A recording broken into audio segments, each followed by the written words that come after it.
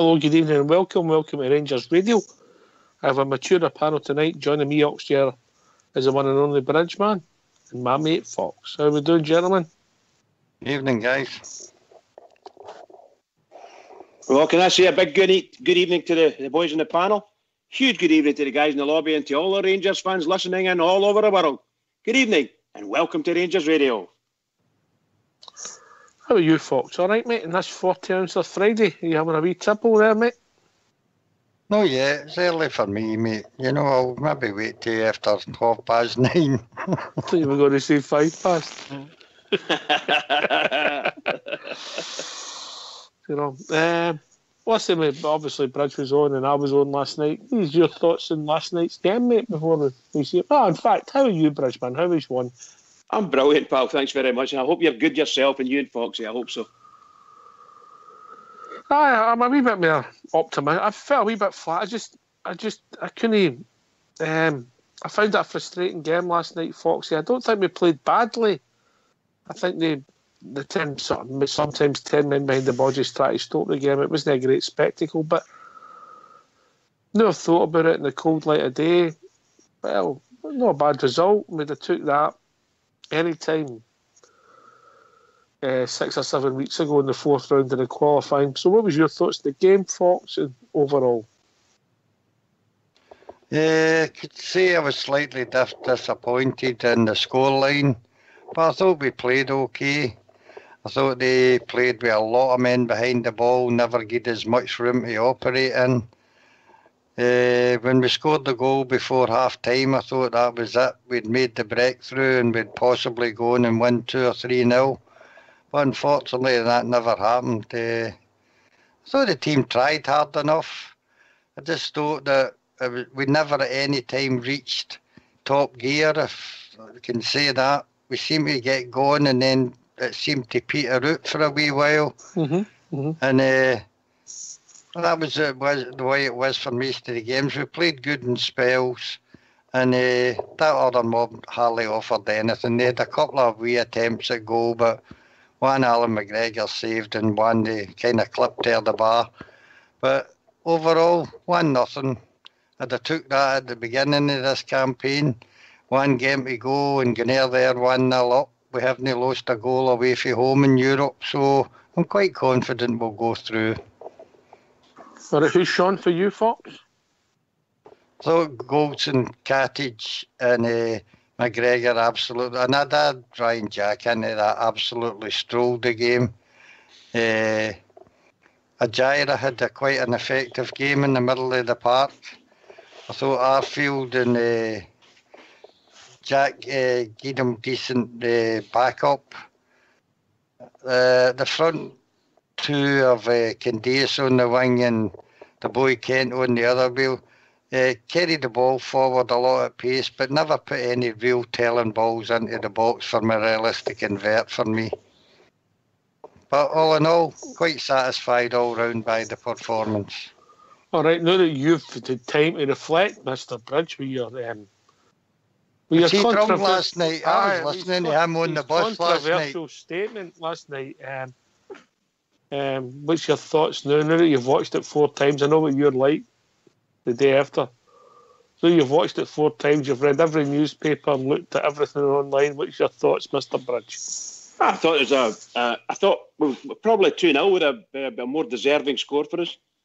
We had some chances to score, we couldn't take them. But I thought if we'd have walked out of there 2-0 last night, I thought that had been a smashing result for us. I thought that other team really, really frustrated us. Their possession was good. I thought they possessed the ball very, very well. Dominated their own possession. Never attacked us too much. After we scored, they come up and had a couple of wee nibbles. McGregor made one marvellous save and got another block in. So I think defensive-wise, we did very, very well last night. The midfield, when they got the ball, the midfield moved the ball forward lovely. I thought Ajaira was absolutely outstanding last night for me.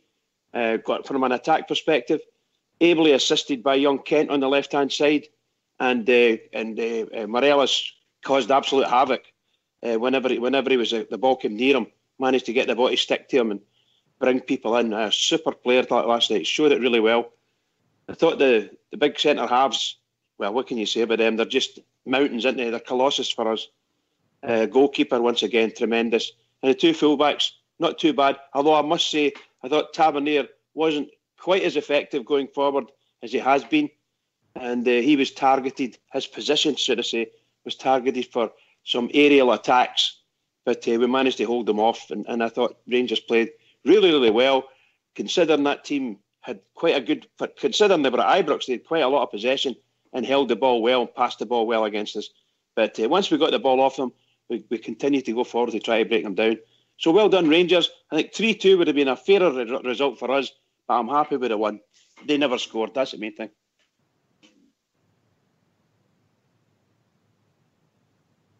You showed it. On you go, Fox. Did you say that you thought the score might be 3-2, Bridge? No, I'm saying I thought a fairer result for us, for the game, based on what I saw, would have been 2-0 for Rangers. Aye. But I said they had a couple of chances just before half-time, just after we scored. They had two really good shots at goal. McGregor made a lovely save, and one of their boys blocked another one. So they got, that was all they came into our box at all last night. Well, I felt anyway. Anything they came in, they were slipshod in their passing across the box, and we managed to pick the ball up, no problem at all. They never attacked us very much. They never caused a massive threat to us, but their possession of the ball was outstanding for me. Sometimes we just couldn't get the ball off them, and they were spraying 14, 15, 16 passes, and that's quite infuriating and frustrating for the players who are looking for the ball, you know. So maybe we just didn't press enough. That might be it. Maybe they don't pressed enough, but I thought they played very well. Remember, of course, they parked the bus, really, didn't they? You know, and they were very effective at it. I must admit, Bridge, I mean, I know there was the odd time that they kept the ball across the back, but I never once seen them dominate possession. Really? No, when they got the ball, all I'm saying is when they got the ball, they kept possession very, very well. So that's dominating the ball when they've got it. They never did end with it, but they kept the ball and we didn't get it. Mm-hmm. That's what I mean. Fox? The only attacking they done, mate, was our players. The amount of times and the way they targeted some of our players was a wee bit outrageous. I thought the referee was particularly poor. I think they were taking turns each of hacking Morelos down, and he was nowhere near getting any of them a booking for it. They got a wee stern warning, and then that one would fall back, and the next time somebody else would pick Morelos up and give him a dunt, you know. Yeah, I thought he was shocking. They had none of them know how to take a shy either. I think there was about 6 times in the game when they took foul shies. And by the way, the linesman didn't know, none of the linesmen either side knew what a foul throw was by the sound of it, you know. So there was lots of contentious issues, but nothing dramatic. I think the first booking, was that no Lafferty when he booted the boy in the nether regions or something like that, you know? Some of their players, maybe one or two of their players booked before that. I mean, I didn't think that was a booking myself, Bridge. I think he turned round and stopped. The boy went down as if he kicked him. It was a foul because where Lafferty's leg came round, it was never a booking. It was just blow the whistle, go on with the game, you know. Seeing situations like that, I love to see that on the telly. I like to see these different angles and things like that. You know, it'd be worthwhile if we could get a view of that and see what it's like. Because from us, we're going like, what's that for? we just didn't see it. And then, of course, you think to somebody, did he actually catch the boy there? If he caught the boy, then, yeah, it's a foul, you know. But not a booking. Fox, I don't know where you were sitting, but penalty kick for you. You were in your own seat. You wouldn't get the greatest for you. It came off a red strip, mate, the handball. It was a red strip and it broke to middle and he got it wrong because he gave it against Lafferty. Well, I never seen that part, mate, where the Lafferty was involved handball. I didn't see that at all, but I did see the shovel in Middleton. I thought we were going to get a penalty, but unfortunately we never got it. All right. If people want to join us, give their thoughts on the game, and then obviously we'll start looking forward to the Motherwell game. Been a bit of controversy already in that. What's the number? So 141 356 1972. Where else can they join us, mate? Bridgeman? Oh, they can join us on Skype at rangersradio.online. And if they've been there before, they'll come straight through. and if not, then they'll get a wee message to Fox, and he'll bring them in nicely. All right, we've been joined by Rudy Bear. How we doing, Rudy? Then, gents, happy 40 ounce of Friday. Hi, Rudy boy. What is that? I see, is that a single malt in the background there, brother? Oh, it's a wee glass of red, a wee glass of Oh, Harvey. right, sorry, it must be the light. You turn your light off, mate. I know the winter's coming in. You can put the lights on now. Saving Lecky. Is she out again tonight? Yeah, she is that, mate. But she's due back shortly, though. I think they're just having a wee glass of Prosecco next door, so. Oh, dear, mate. Oh, dear. I think I better get into my bed before she gets back in, you know what I mean? And kid on, you're sleeping. Aye. Yeah, definitely. Rudy, then you've been joined by another caller, evening caller. How you doing, guys? Stickman Jimmy here. Better make this up at midnight, this show. No, hey, Jimmy's guys, I back on. apologise. Oh, Jimmy, nothing to apologise about. Jimmy, too much to drink. Jimmy, nothing to apologise about. Yeah, it was great entertainment. You were great fun, and everybody loved listening to you. I'll go to Rudy first, then I'll come back to you, get your thoughts on last night. Rudy, now you've had time to reflect. Yeah. What you're thinking, mate, and then we'll go to Jimmy. Pretty much, I think what I said last night. I mean, the 1-0 is a decent result, you know. Would have been much happier if we had 2-0 Ox, you know. I don't think, you know, that we created as many chances as what I hoped. That was simply down to their play, really, you know, putting 10 men behind the ball, you know. They tried to disrupt the game as much as possible. I mean, I saw a wee start the day, I don't know where it was, I saw it on social media somewhere, 17 fouls they committed before they got a yellow card. I mean, that was ridiculous, the number of fouls, you know. And I think I heard Fox saying there about they were all taking turns at Alfredo. They certainly were, you know. Every time Alfredo had the ball, they were, you know, coming in through the back of him and all sorts of stuff. And the ref was just letting them away with it, you know. He was maybe just having a wee chat and that. But look, I'm convinced that we'll go through next week. I think we score a goal out there. We keep a clean sheet, obviously, you know.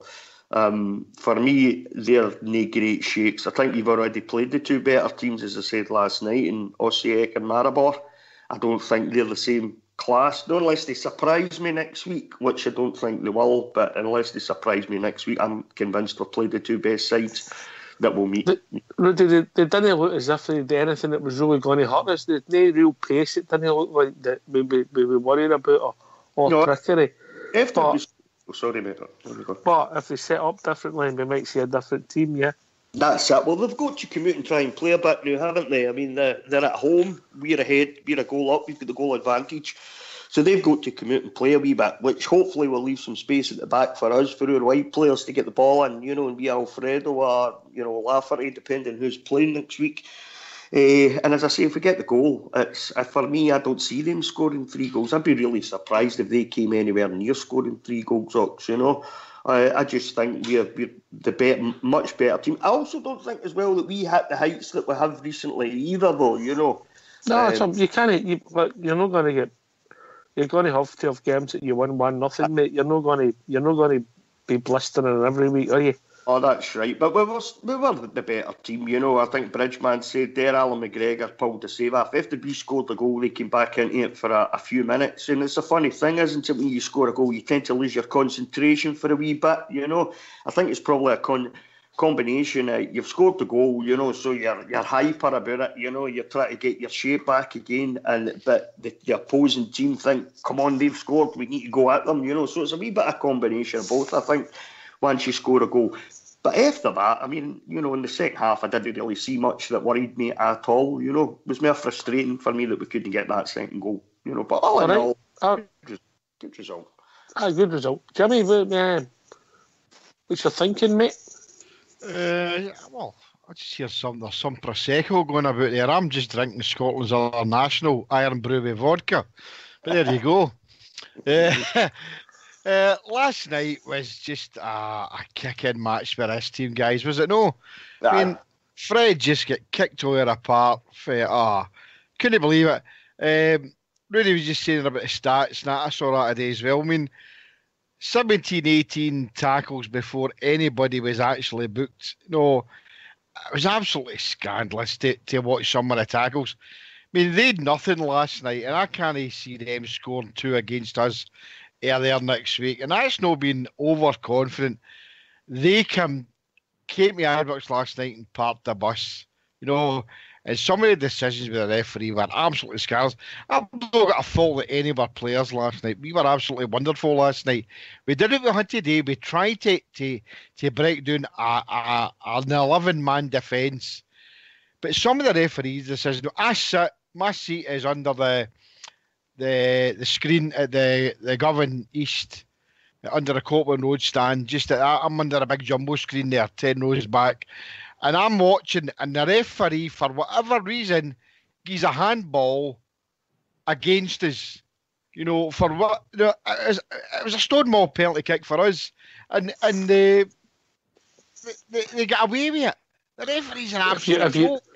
Have you not got to blame Big Lafferty for that, because it was a red hand that honoured it? Oh, it was a red hand, but it was a good red hand. But no, in all serious, I mean, it was a penalty. It was a penalty. Definite penalty. We performed really well to the ability that we know we can, and we know we can't play 100% every week, and that doesn't happen with any team. But I was proud of my team last night. I came away with that last night thinking we came away with a 1-0 win, and against a team who had no other thing today than come and kick us and harry us and try to make sure that we didn't score. And that's their job today, but they're a poor team. The big boy who looks bigger than Lafferty or Katic, right, he was here, but he's nearly 7 foot. All he wanted to do was kick and bang and punch all, the whole game. Absolutely rubbish big player. And I'm confident next week that they'll not score against, which is undoubtedly the best defence in Scottish football now. And it will get even better when Big Borna comes into the situation. But I'm really pleased with the way the guys played last night. Happy we won. I'd like to have seen another couple of goals so we could maybe arrest a couple of players for next week, because we're playing the unwashed on the Sunday. But hey-ho, it is what it is, and we'll just go on with it, guys. Aye. Is that Grey Goose I see there? Well, I like Grey Goose. I think is that what you've opened? Well, what more than that? All right, okay, just asking, mate, just asking. Oh no, we Grey Goose with a bit of ice and a bit of iron brew, mate. This goes down quite well. Oh, Fox is going to Grant tonight. That's stuff. Fox, dear, can I ask Jimmy a question? Yes, sorry, you go, mate. Jimmy, years ago I used to sit and listen avidly to Snide Radio. I was going to ask that. Are you the famous Jimmy from Knightswood? Oh, mate, aye. Yes. Well done, pal. Well done. He was trying to keep that under the radar. No, I just wanted to know, because the voice is there. No comment well, on anything else. I'm on YouTube and that, and I'm the one that the guy that gave it to Hugh. All you need to do is go into YouTube and type in James, the Gers fan, gives Hugh Keevins it tight on Radio Clyde, and that's me. I didn't let my way with anything all my time, a phoning, but fortunately or unfortunately, I get banned because they were low answering my phone anymore. I went on as different people to try and just get my point of view here, because people don't seem to understand. I know this will happen to other teams that as well, but I just love the Rangers that much that I just hate it when people who down us so much. And Hugh Keevins is one of them. Can I tell you a wee story about Hugh Keevins, guys? Right, I'm going to be an honor. I was in Bearsden, Asda 2 days ago with my wife, and I did go shopping with my wife. It's usually for vodka. And I couldn't believe who I bumped into in the vegetable section. Hugh Keevins and his wife. But I didn't introduce myself. Do you know why? I wouldn't even give the guy the time of day and introduce myself as Jimmy for Knightswood. I've had a few run-ins with you. I hate the man with a passion. I'm Jimmy for Knightswood, who over the years has gave it to Hugh Keevins and the others stick, and it's great to be on here on Rangers Online and speak to you guys. Jimmy, I recognised your voice the other night. I was a listener of radio. Well, and I recognised your voice, and I was going to mention it. Well, you should have said, mate. Oh, is it me? I'm as positive as you. I just want to say to you, Jimmy, I admire your persistence, the way you regularly got on that show and stuck the boot into Keevans. I loved it. Well done, mate. I admire that. Can I also say I salute you, Jimmy? The Bridgeman salutes you. Seriously, well done. Here, Jimmy. Jimmy. It's passion that nobody can take away from you, and that's what I love about getting be able to go and speak my mind. And the Snide Radio don't allow real fans, and I'm talking about Rangers fans, to go in and speak their mind, yet others are allowed to down us all the time, and I'll never allow that. And that, as long as there's a breath in me, and that's the way I feel about my team, and I love my team, and I'll always love them. And see the guys that start downing them, you're no worth it for me. Fox is just ripping up the contract, mate. He's getting a celebrity collar. He's going to have to double the wages. he's had to pour himself a large one. He does Grey Gooses can do well, by the way. Are you all right there, Fox? Another celebrity collar? I was worried in case he was John for Proven Mill, mate.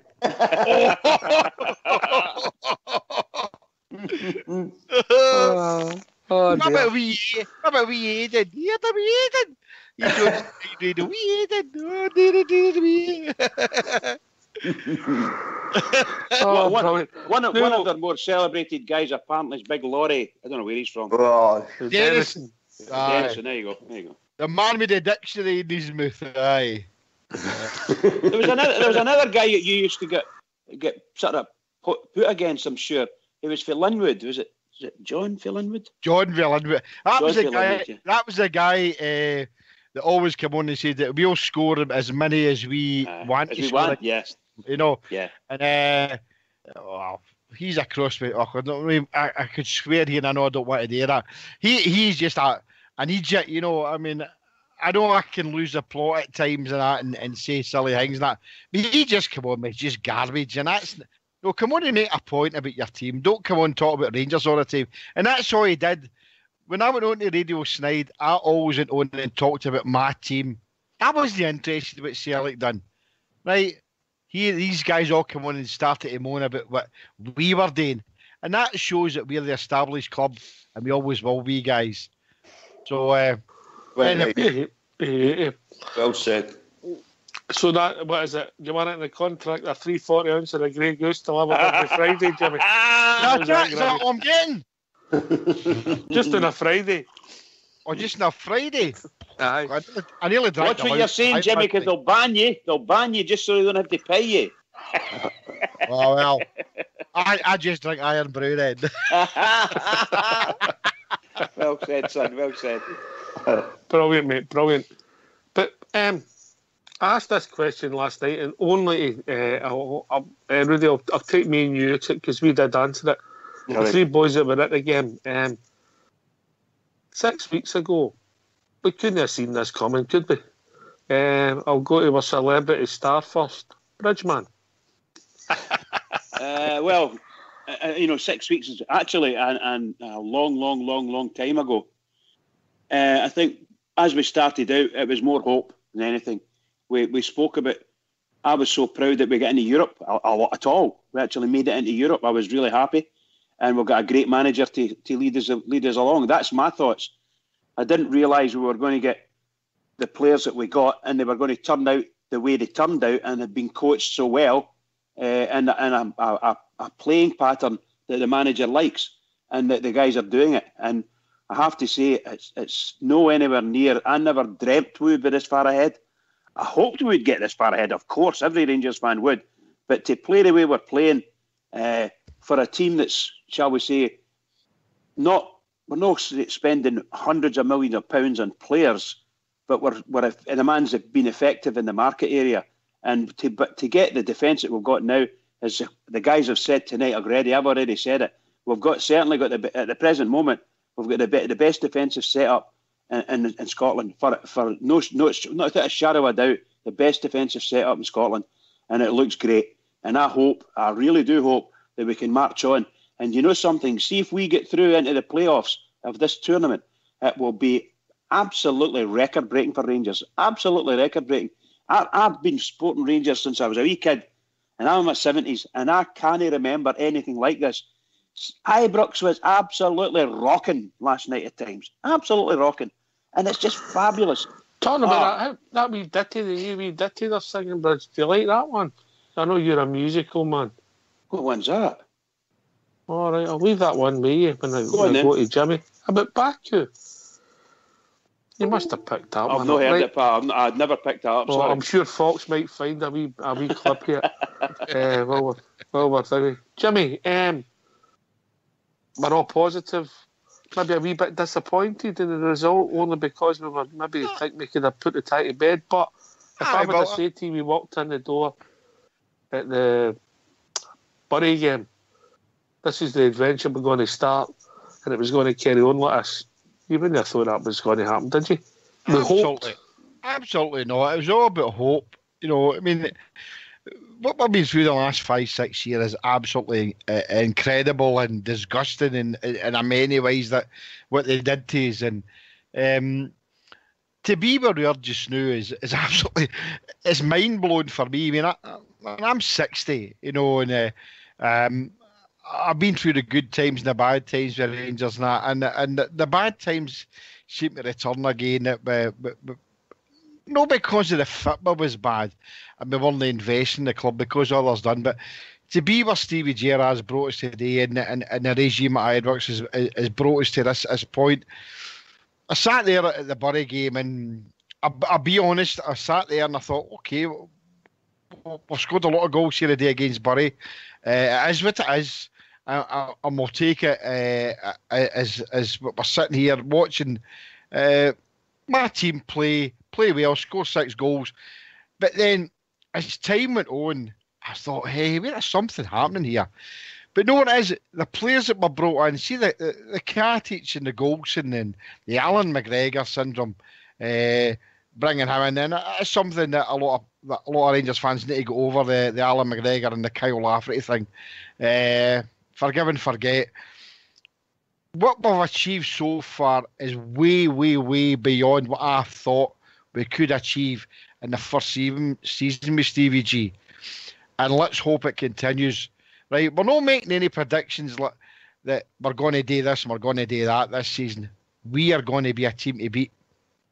And I can't wait. You know, in the last 6 or 7 years, watching the Gers play against the unwashed, next week, the 2nd of September, is the first time in a long time that I've actually thought, Christ, I can't wait to play this game.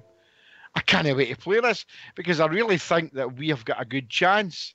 And that's a great feeling to have as a Rangers fan, to be able to go, well, I'll not be there, I'm not going to be 800 there, but to play the unwashed on that day and think that we've got a really good chance.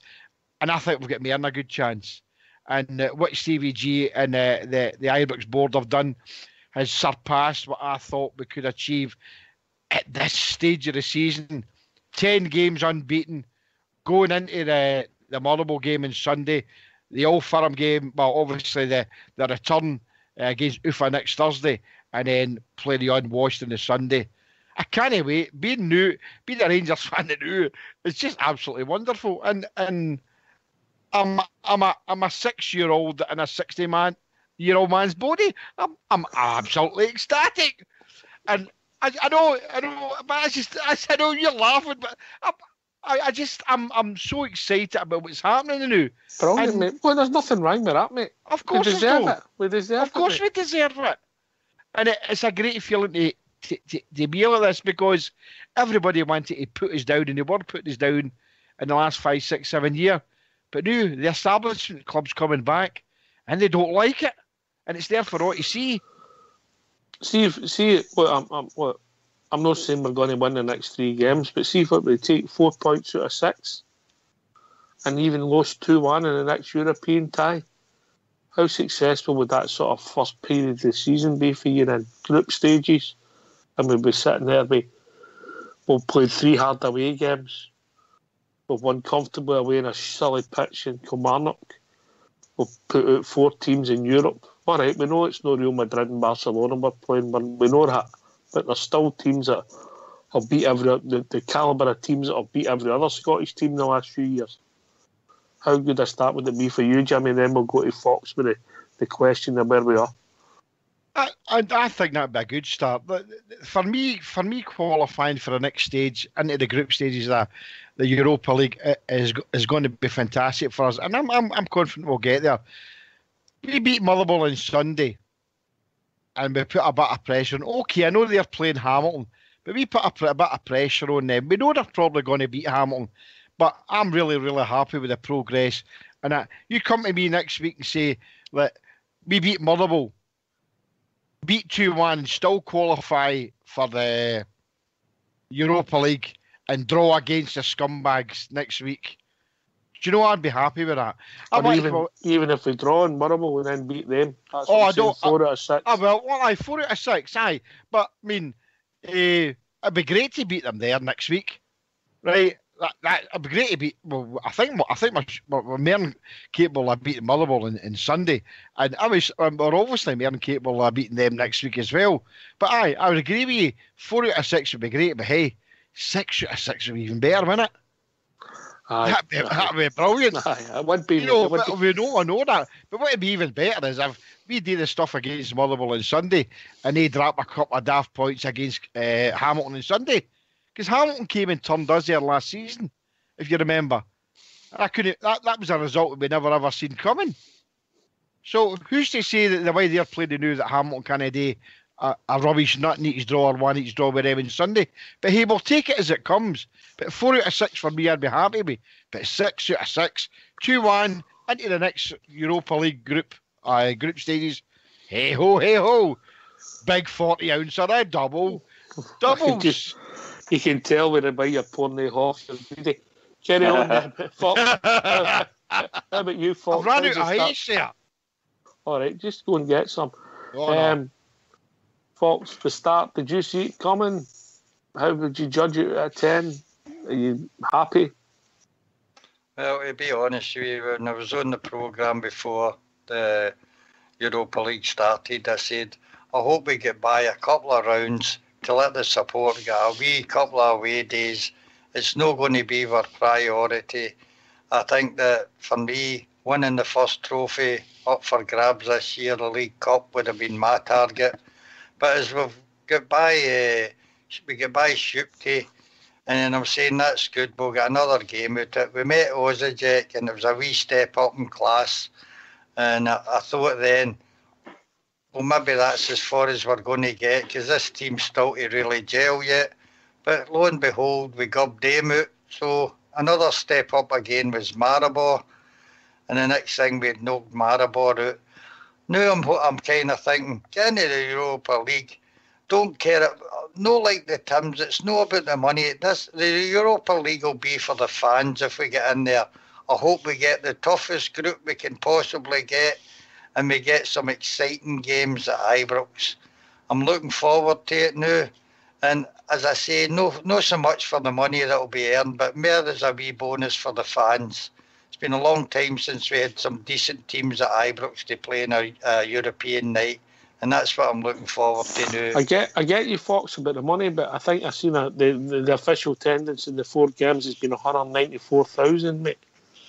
So if you get another 3 ties, mate, you're up to nearly 350,000. I know the money is important. It's important to the club, but I'm looking at it now more as for the fans, mate. Getting their wee trips abroad, and maybe, hopefully, if we get through next week, drawing big teams like Chelsea or Arsenal, maybe Ajax. I don't know. I'm not sure about the groups, but there's some good teams in there. I don't think we'll get out the group stages, but I didn't think we would get into the group stages at the start either.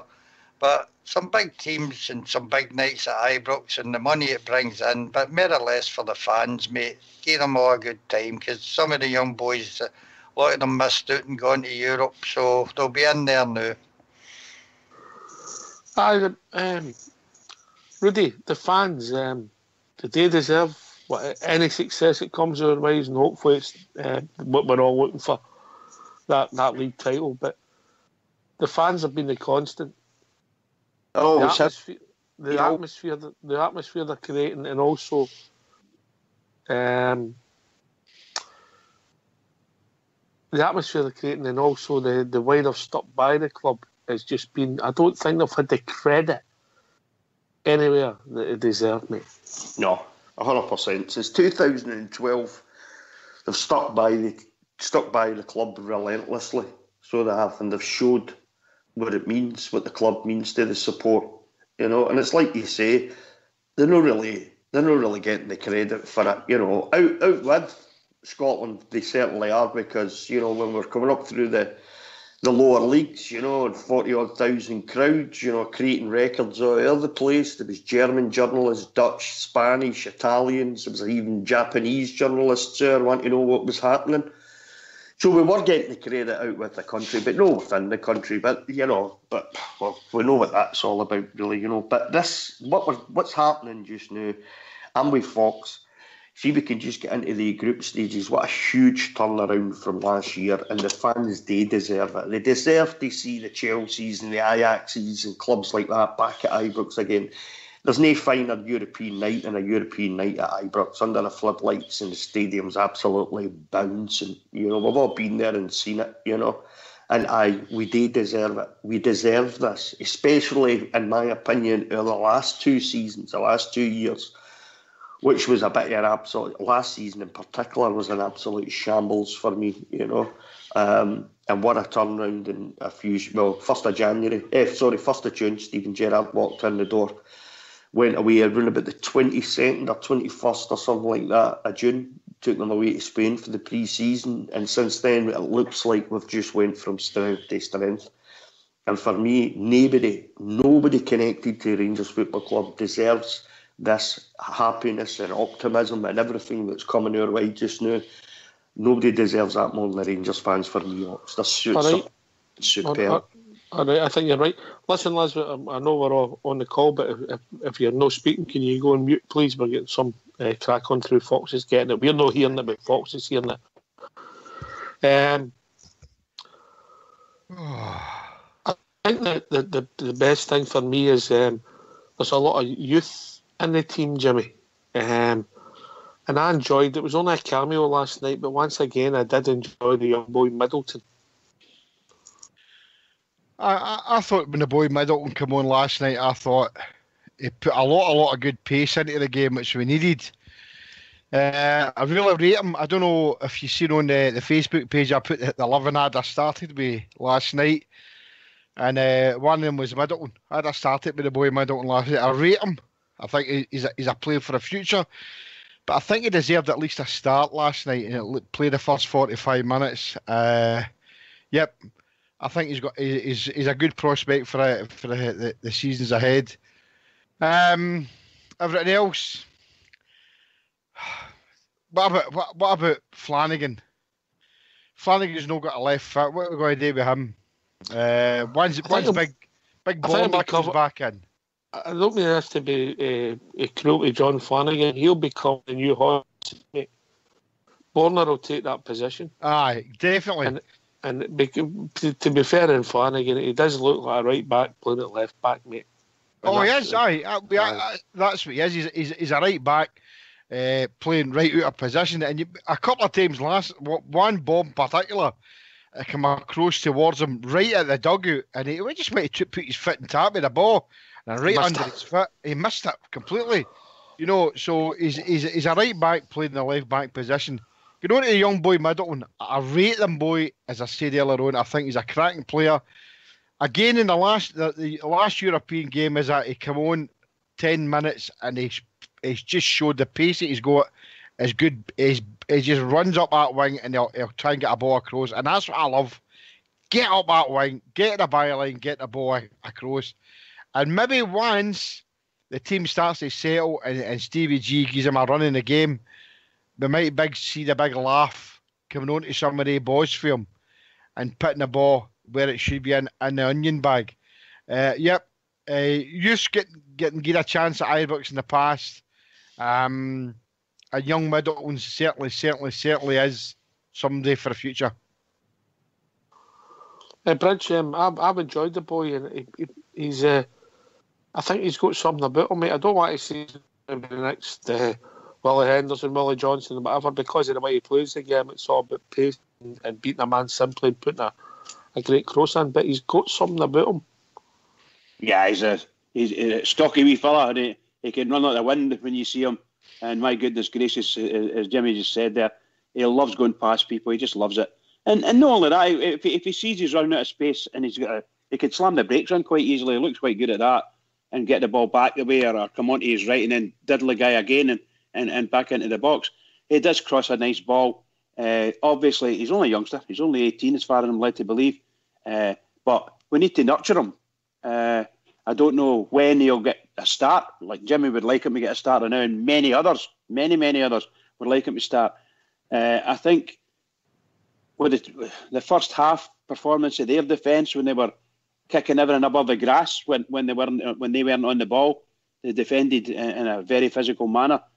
So maybe young Middleton might have got a bit of hammer there. So I think the manager was right to a certain extent.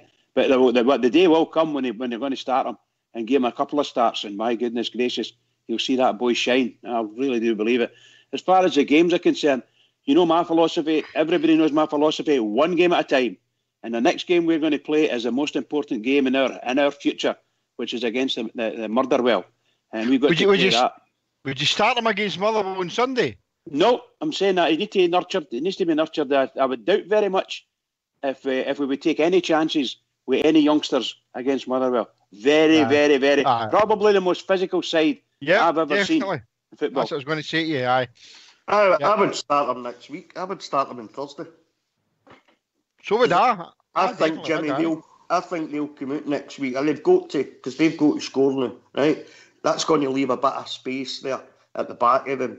I would start that boy next Thursday. I'd rest Ryan Kent. I don't think he will, mate. I think we'll find. Well, he's giving him I don't mean carrot in the stick, but he's giving him a bit of taster. He's building him up. Aye. He's getting there. He's working him with training. You can see that, and he's getting him ready. And it's only a couple of weeks, or it's only a couple of months. And next time, I think he might play as the Ayr United League Cup tie. He might even start that night. That might be his debut. Yeah. The rest of the time, he might get a chance, unless he does something miraculous when he comes on. But I think Stevie G's got his interest at heart, and he's getting it right. And it's an art and how you develop kids and get them through. Now I think he's only 18, the boy. Yep. Yes. And I know people say if you're good enough, you're old enough. The boy looks as if he couldn't be good enough, but you've got to try and protect them so they get longevity in their career. Because if you get it wrong, there's no many Roonies about, or maybe even Willie Henderson, Willie Johnsons, etc. I can ask you a question on this. I mean, where else could a young boy at 18 play in front of 50,000 fervent fans and get absolutely, the rafters are getting raised for him? They absolutely love him. The Rangers fans absolutely love him. And my goodness gracious, within 12 months from now, that boy will be a regular in the Rangers team. May even be quicker than that. But really and truly, has a wonderful skills. What a player. What a player. I'm enjoying him. I think the fact that he's put him on in a European tie, I think that's the second European tie he's come on against, isn't it? Yep. Shows that he's got confidence in him, but I think he's just getting it. Again, credit to our manager, who we're going to hear for after the tunes, but everything he's doing, he's getting it right for me. It's just uncanny act. The guy and his coaching staff, not just him, because they're all involved in that as well, about the development of the youngsters. And I know some people, and I'll come to you, Jimmy, we think if you're good enough, you're old enough, and you play every week. I get all that. I think you've just got to try and get it right so that he is playing every week. I totally agree with you saying. Just that I'm a fan of players like that. I mean, I'm old enough to have seen the Willie Johnsons, the Willie Henderson, the Cutty Youngs, and that.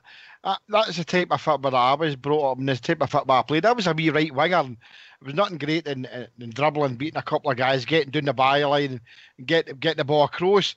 And that's a football that I love to play. And I love to watch. And I think the young boy has got that in abundance. He's not got a fear in him, and his pace is there. It's frightening pace he's got. But he's got a good awareness of the game, even at 18. as I say, where I'm sitting, he's come down that wing there last night, and where I'm sitting, as I say, just in the Govan East corner, his awareness of the game round about him is fantastic, and he knows what he wants to do with the ball, and he's no frightened to go to the byline, and I love that. And yep, Stevie G's doing the best for him, and yeah, but I think that he will be a player for the future. No further, I think near future. I think we'll see him playing before the season's out, and as a regular for the Gers. Wonderful, wonderful. Can I just say to you, Jimmy, watch yourself with Rudy. If you're a winger, Rudy's a fullback, takes no prisoners. You put a ball between your legs and pull their pants down. Oh! A dirty trick me in a winger. There's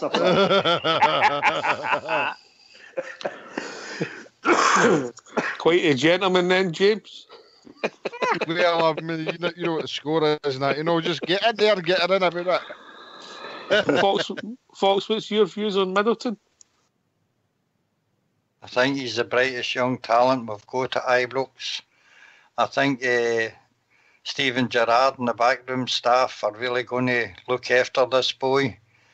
This is only my opinion. I think that the boy Kent is getting all his games in just now, hoping that he comes onto a game.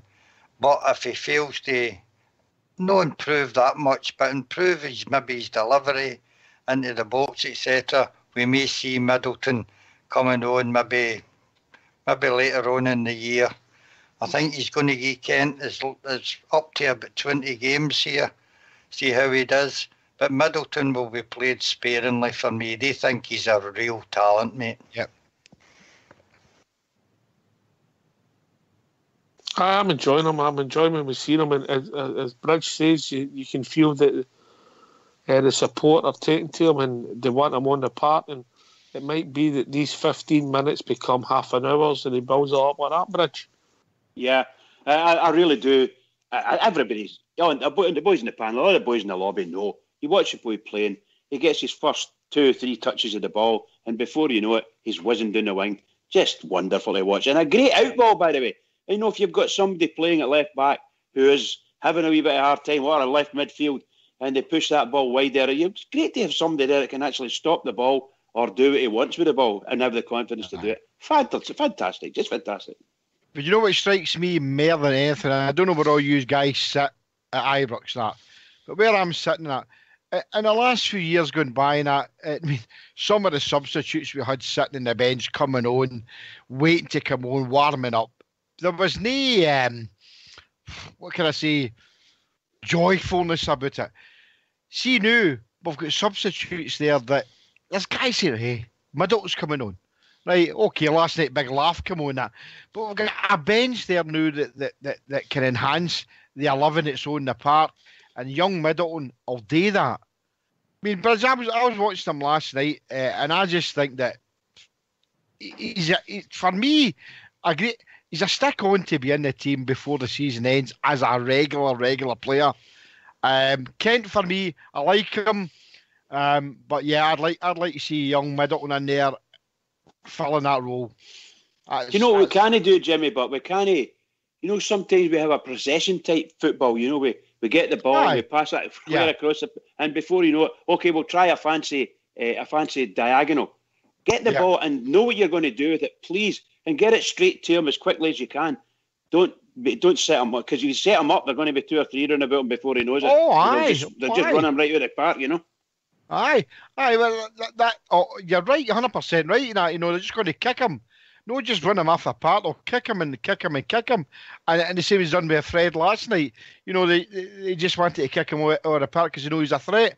But yeah, I'm happy the way that Stevie G's is nurtured him to become a Rangers player. We'll not use the word legend just now. It's a word overused, but as a great Rangers player in the very, very near future. And I'm 100% sure that he will become that. I hope you're right, Jimmy, and I hope the boys want of us, which we all love to see one of our own doing well with there. Aye, definitely. He's a smashing wee player, so he is. for what we've seen him so far, he's the kind of player, he gets the Bears up out their seat, you know, he's stocky, he's got a low centre of gravity, he's got absolutely electrifying pace. I mean, last night he went by with a fullback like the boy was standing still a couple of times, you know. Yep.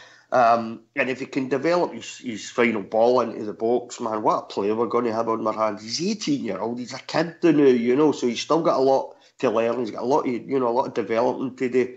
But I'm like Jimmy, I want to see him on the park because he's an entertainer, the boy. You know, he'll make things happen. You know, he'll scare the life out of defenders, fullbacks in particular.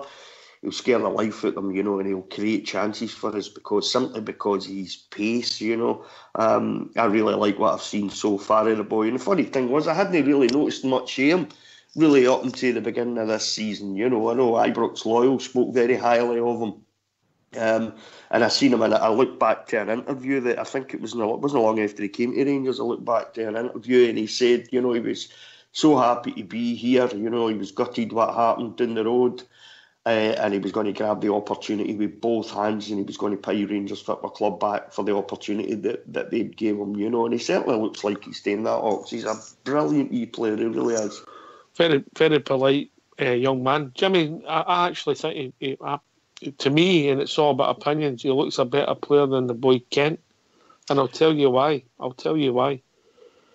When he went to play back,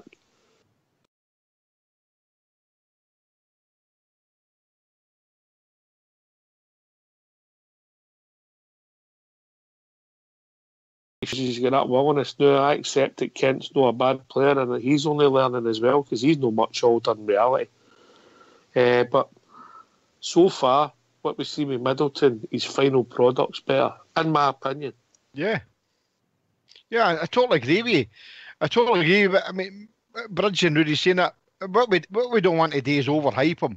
Right, you know, only 2 minutes away from where I live is young John Fleck's family. Right, and John Fleck was put up there on the pedestal as if to be the next Wayne Rooney.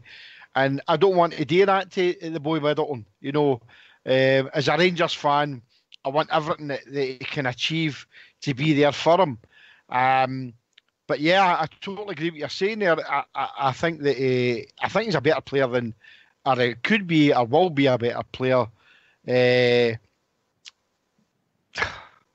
I'm lost for words with sometimes. I look at him last night there and I think, geez, I said, you've got the pace. You can burn that. You can burn that pace, you know, and just keep going and going and going and going. And that's the type of player I like to see on a wing. Let's not overhype him. Let's let him be nurtured, and let's see what happens in the next 3, 4, 5 months. And hopefully he comes in to become a first-team player. And what about that when he wins the Scottish Cup and he goes up there to get his medal and his Auntie Kate's giving him it? I think we also need to watch out because we put him at left back for one of the I can't remember which game it was. We sort of got rid of the left back and we moved him back, Mildred back, and I think he gave away a penalty. No, it wasn't a dirty penalty. It wasn't the end. It was a penalty, and that was all I was stating. No arguments. And you got to watch out for that as well because that can deflate. I can deflate them a wee bit. You know, they can start getting, oh no, my God, what did they? You know, that kind of thing. We love him playing, like him going forward, and hopefully the manager can bring him on to freshen and great things. That's what we're looking for. Great things from him. The penalty was against Wigan, Bridge, wasn't it? Wigan, that's right. That's right. The thing, I don't know. I think it was a very soft penalty, you know. It was nothing. Sometimes they're given, sometimes they're no. And he gave it, and that's all there is to it. All I'm saying is that we put him at left back to put, I don't know why, but other than just to let him get just a chance. Just changing people about. But he went there and done a job willingly, took the ball. Yeah. Played the position, and I think if you're going to be a professional football player, you've got to have men on one string to your boy, you know. Yeah. You know, I'd just like to see his game up high, the way he's playing at the wide left, and give him that for a wee while. Let him get his, shall we say, how can I say this? Let him get his confidence as a player, a first team player, not as a subby coming on, but a first team player, so that he thinks I'm going to be playing here. And after a season, your confidence goes up, momentum builds for you, and you can start to play anywhere. To be honest.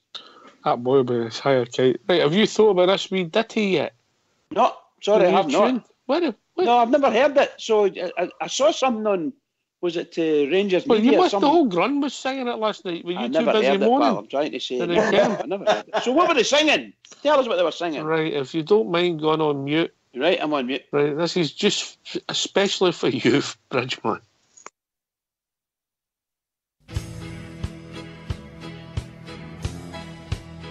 I've been in exile for some years and my eyes filled up with tears when the Rangers came to Wolverhampton town.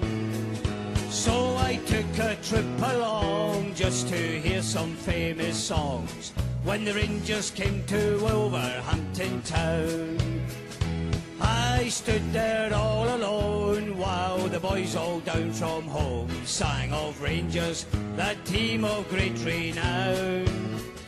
And a sight I'd never seen when they sang God Save the Queen, when the Rangers came to Wolverhampton town. There's not a team like the Glasgow Rangers, one of the famous songs they sung. And a sight I'd never seen when they sang God Save the Queen, when the Rangers came to Wolverhampton town.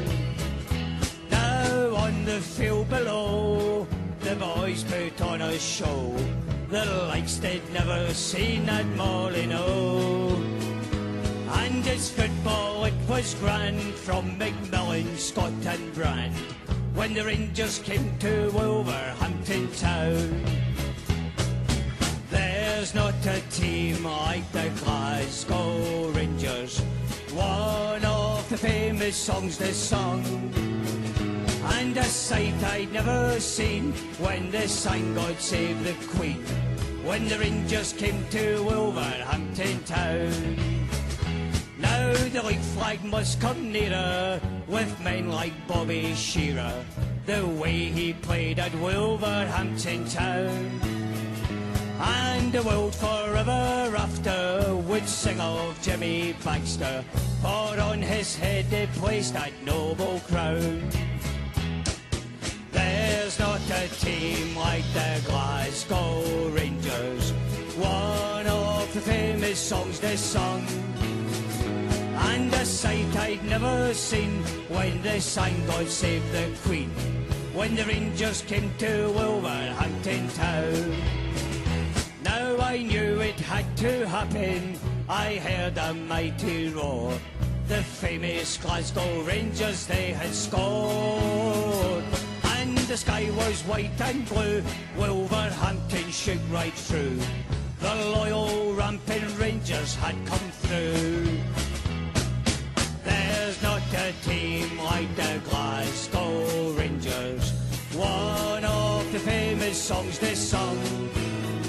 And a sight I'd never seen when they sang God Save the Queen, when the Rangers came to Wolverhampton town. When the Rangers came to Wolverhampton town.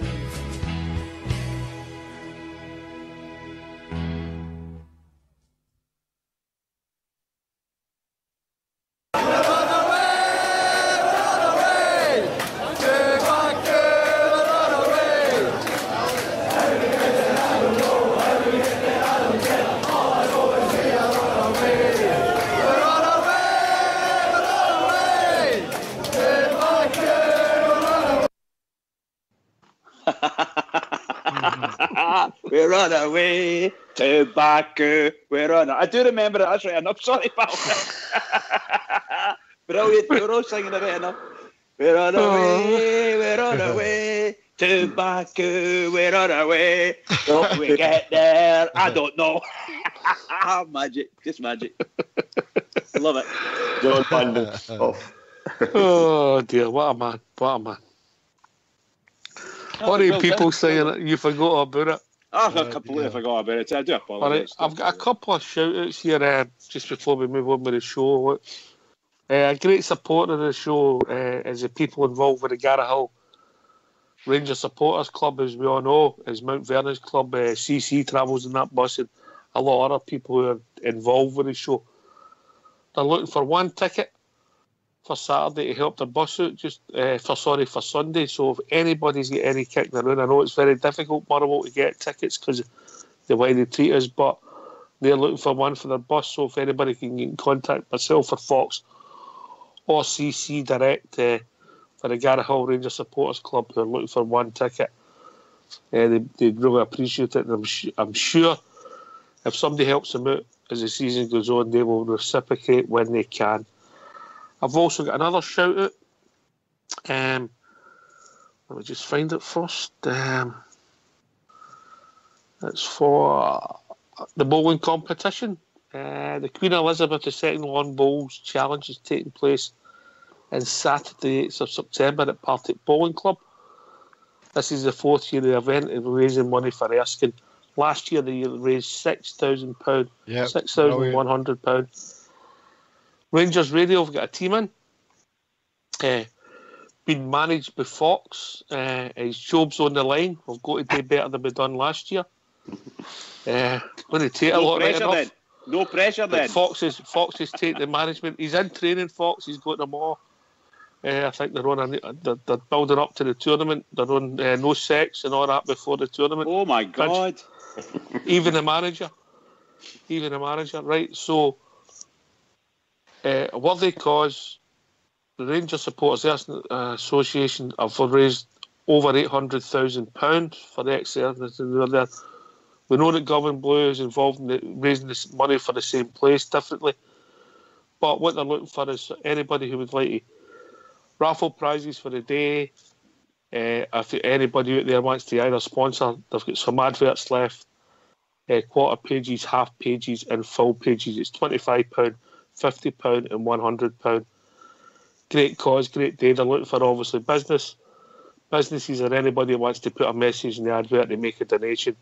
Worthy cause, and if you feel as if you can donate or help out, it'd be appreciated. Contact myself or once again the manager of the Rangers Radio Bowling Select, which is the Fox. Bridgeman. You got a caller there, Ox. All right, okay, sorry for that. How many players you's got? 7. We made double the bowls in the other teams last year. I was thinking that. How we doing? I know that boy that runs it. All right, guys. The other people, by the way. My name's Stephen. I was at the game last night. Aye, all right, guys. All right, mate. Aye. It's just I was at the game last night, right, and I noticed something, and I've not seen it documented anywhere. But did you not notice last night the amount of throw-ins they had? And they were illegal throw-ins, weren't they? Well, constantly, mate. 7 of them. They constantly the whole game. They couldn't take a throw-in. They couldn't take a throw-in, Stephen, the whole night. Bridgeman. Aye. Agreed, 100%. I said it last night. They had probably 6 or 7 throw-ins, and it started off 1 or 2 and illegal, and the crowd were giving them the referee and the linesman, and it just shows you how poor those linesmen were. I never even noticed that, to be perfectly honest. Or indeed ignored it. I'm saying that maybe just ignored it, but they ended up with 6 or 7 foul throws. You know, this is incredible. It's just the referee only pulled them at once for it as well. You know what I mean? Yeah. Sorry, do you see your name, Stephen? Aye, bro. Aye. Are you in the lobby? No, mate. I just it's just on the YouTube, mate. On the YouTube. All right, that's cool. No problem. I do sometimes write things on that. Aye, sometimes I do. All right. You were at a game last night, Stephen? Yeah. Aye, mate. I've been to all 4 European games this season. Aye, brilliant. Where do I've you just sit? bought a season ticket book as well for this season. Brilliant, mate.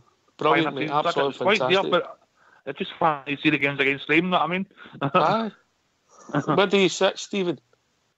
It's Brimley front somewhere. I'm not too sure. All right, okay.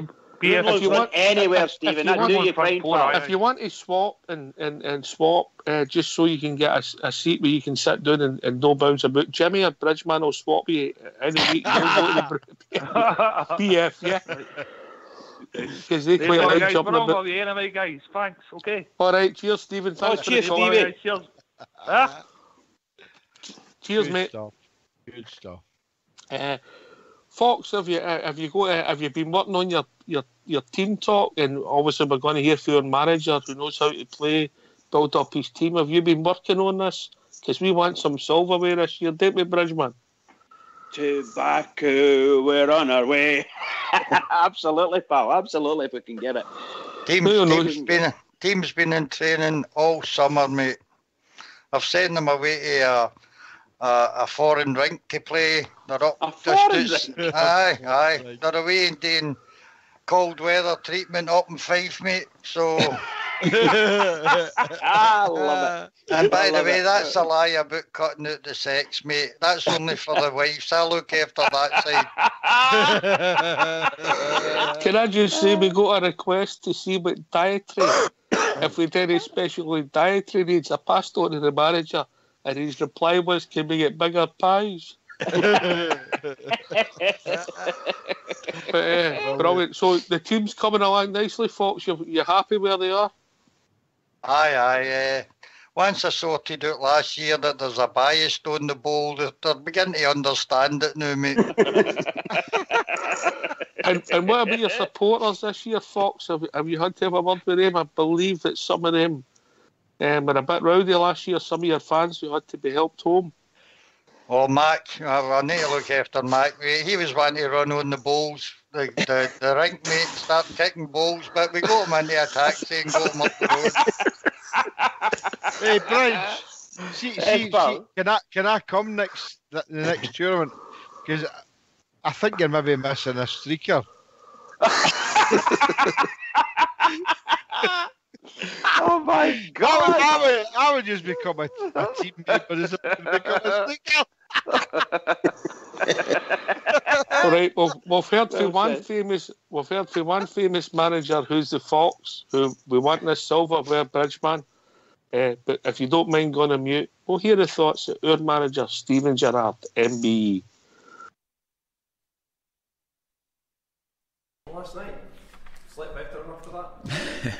Didn't get much sleep actually. Don't sleep well after night matches. A lot of positives to take from it. Again, you know, we look very solid defensively. I thought we controlled a lot of the game, played a lot of the game in their half. We're going into the second leg with a slight advantage and a clean sheet. No away goals against us. So really pleased with the players in terms of the results. Of course, as a manager, you want as big as advantage as you can get. So we were looking for more goals last night. But to be fair to Ufa, you know, they were quite organised. You know, they hung in there. And we just never got the breaks that we needed. I thought we could have had maybe certainly one penalty, maybe two. Certainly the penalty on Candeas is a penalty. So, you know, on another night we could have a bigger advantage and I could be sitting here really, really happy, but I'm satisfied and, you know, we go into next week with confidence. We've proved that we can go and be a really organised team on the road in Europe, and the lads have to go and deliver a big performance for us. Two-legged ties can be funny affairs. A 1-0 lead to go away, something like that. All the experience you've had as a player over the years, as a manager, how do you set up your mentality to go away and defend a lead like that then?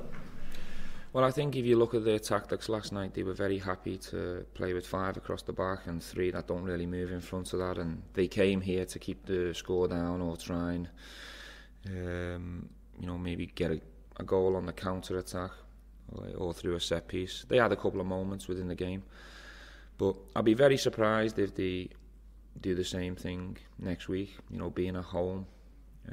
I think they'll be reasonably satisfied with the result and the scoreline because they're still well within the game. So I expect them to be a different team at home and more adventurous. I think they'll probably play a similar formation, but the wing backs will be more adventurous and the forward players will probably get some more support from midfield. So that for us is a big help in our opinion, because that gives us areas that we can maybe exploit when they do take gambles. In 10 games you've taken charge here, 5 clean sheets, and I remember speaking to you in Malaga at the start of the year, at the start of June, and you said that one of the biggest focuses was to sort the defence out.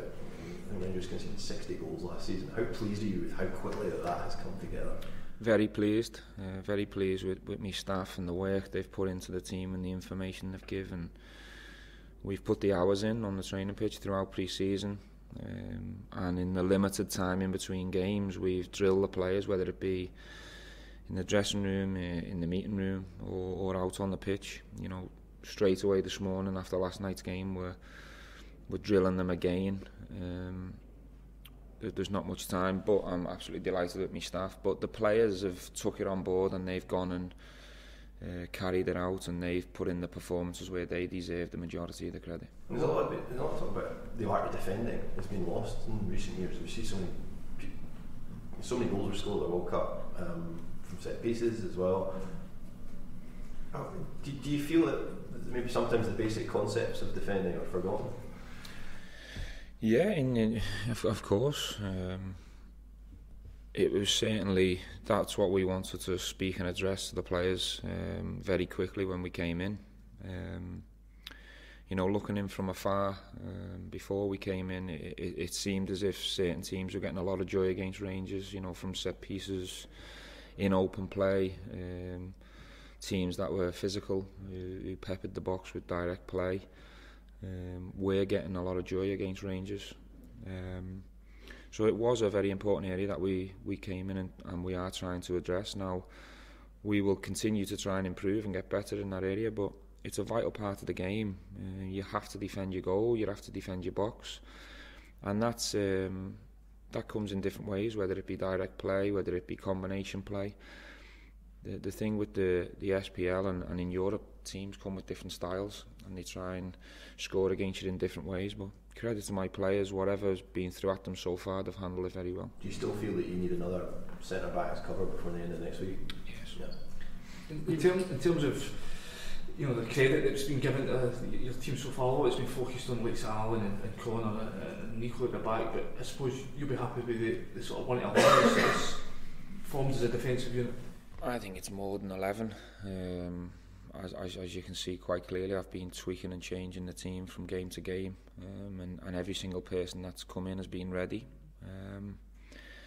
Boner and John Flanagan and Tav deserve a lot of credit, you know, as well as the three that I've had a lot of praise.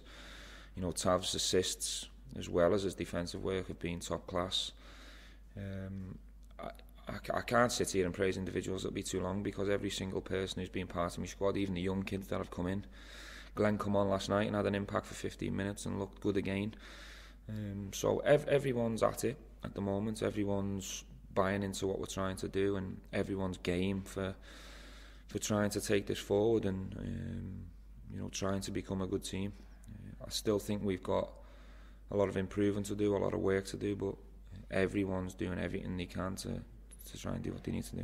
I wonder how you assess the performances and, you know, development so far of young Ryan, Kent and Ovi. It looks like they're starting to really sort of get in the mindset of what it is to be a first team footballer at a club at this size. I think when I brought them two players in, knowing the characters and them as people, I didn't really expect them to settle so quickly. I thought it might take 2 or 3 months for them to settle into the city. They're both young lads coming away from the families to live alone and come to a huge club with big expectation and big pressure. So they've settled a lot quicker than I thought. I'm absolutely delighted with both of them. I thought last night it was Ovi's strongest performance, over 90 minutes. I thought he controlled the game, he ran it. He looked great on the eye, he done a lot of nice stuff that people would have liked. But for me, he also done the stuff that I like from a midfielder. He competed well, he regained the ball, he ran hard, he pressed hard, and I think that was coming in his previous 2 performances. So Ovi's in a fantastic place, and I think him and the fans can grow together and there can be a relationship there, because he'll entertain them, but he's also an honest kid as well. So I'm really pleased for him. I think this is a great club for him to come and develop and grow and improve. Kenty's settled really quick. He's doing both sides of the game really well for us. He's defending well. Tactically, he's very clever, which people mightn't realise. And he also gives us an unbelievable threat with his pace, with his skill. And I think when things start dropping for him a little bit more, I think he'll continue to grow. I think he's a little bit of luck hasn't gone his way in terms of maybe getting a goal or doing something a little bit magic, but I think it's really close. Have you had much feedback, or have you had to give much feedback to the guys at Liverpool about their development so far? How have they we're in touch with Liverpool all the time on the players and anyone we loan in here. We've got Roma in this morning to speak about Sadiq, and we make that promise and that guarantee to teams. If we're loaning their players, we treat them like they're our own, but at the same time we understand and respect other clubs, and you know, we first and foremost take the individual and try and help them grow and develop, but at the same time we want to give them an experience here, and we want to look after them really well, and the first thing we can do is give the clubs feedback on how they're doing on a daily basis. You spoke about playing in the SPL, having to cope with different styles. The style you're going to face on Sunday is probably quite in your face, you know, although not a team that sort of shies away from that physical aspect. I suppose you'll be confident that this version of Rangers that you've created is enough, will have enough about them to sort of stand up to that next time. We have got enough to stand up to any team. You want to come and or play against us and try anything really. I think my players have stood up to every challenge that's been thrown at them so far and handled it very well. I think, yeah, Motherwell will, you know, be in our face and do what they need to do, but they're a good team as well. They've got good players, a good manager. They do try and play at the right times as well. I went to watch Motherwell a few weeks back and really like some of the play around the box. They do, you know, they play two up top and they've got a good relationship and understanding on what you can do to open defences up. So we know what to expect from Motherwell. They're at home. We're on the back of a European game, so we know they're going to come at us from the off, but I've got confidence that my players can handle it. It's a tough game for us, but it's a game that, you know, we want to go and you know, give a good account of ourselves again and try and keep this run going. But for us, we're going for maximum points. Did you make the comments from the Motherwell manager, Motherwell captain? Is that what you were going to say? Yeah, same thing, exactly what I thought. So you quickly retracted? We accept the apology. I've spoke to Steve this morning. The kid's been naive. He's got it badly wrong. But to be fair, he's been sharp to retract the comments and issue an apology. And Steve's been on this morning. We've had a conversation, and I think it's important now that we focus on the football. You know, there's a good game. There's an exciting game for both sets of teams to play, and I think we need to put that to bed. We accept the apology, we forgive, and we move on. I suppose there was a sense though that Rangers last season were soft, that they could be ruffled up. I suppose your suggestion is this time if teams want to come and try and rough us up and bully us, we're game. We're up for it. Bring it on. It's fine. It's no problem. We can't control other teams' tactics and their game plan. If that's the style, then we embrace it and we deal with it. I think all we ask is that the referee gives us the protection we need for both teams and for everyone. And there is a difference between being physical and fair and playing in a direct style. We have absolutely no problem with that. But in terms of bullying, I think we just have to be careful that the officials, really protect us as well. I think you did also say at that point about trying to wind up Morelos or whatnot. I see you. Morelos is fine. He's in a good place. It's not a problem. As Charles alluded to, you're looking to increase the strength and depth that you have. A very intense week coming up. You don't have the cushion perhaps you would have liked to take away next midweek. Does this, does it make you look at the team that you'll be putting out on Sunday, the team that you'll take to Russia, and the team that you'll want for the weekend following, and actually you'll be forced into a bit of rotation or look to utilise the bench? Well, I've been utilising the bench and been rotating quite a lot. Not madly or in big numbers, but subtly making 2 or 3 changes within the team. It'll certainly come into me thinking the week and the schedule that we've got in the next 7 days. Of course it will, in terms of team selection, but at the same time they're all 3 very important games in their own right. So we'll try and keep energy in our play and try and protect players who need a little bit of a breather, but at the same time we'll be picking 3 strong teams to try and have a good positive week. You've obviously added Kyle Lafferty, but perhaps a surprise to some in the ground last night was the return to the bench of Lee Wallace. Does that mean the issues with the club are resolved now?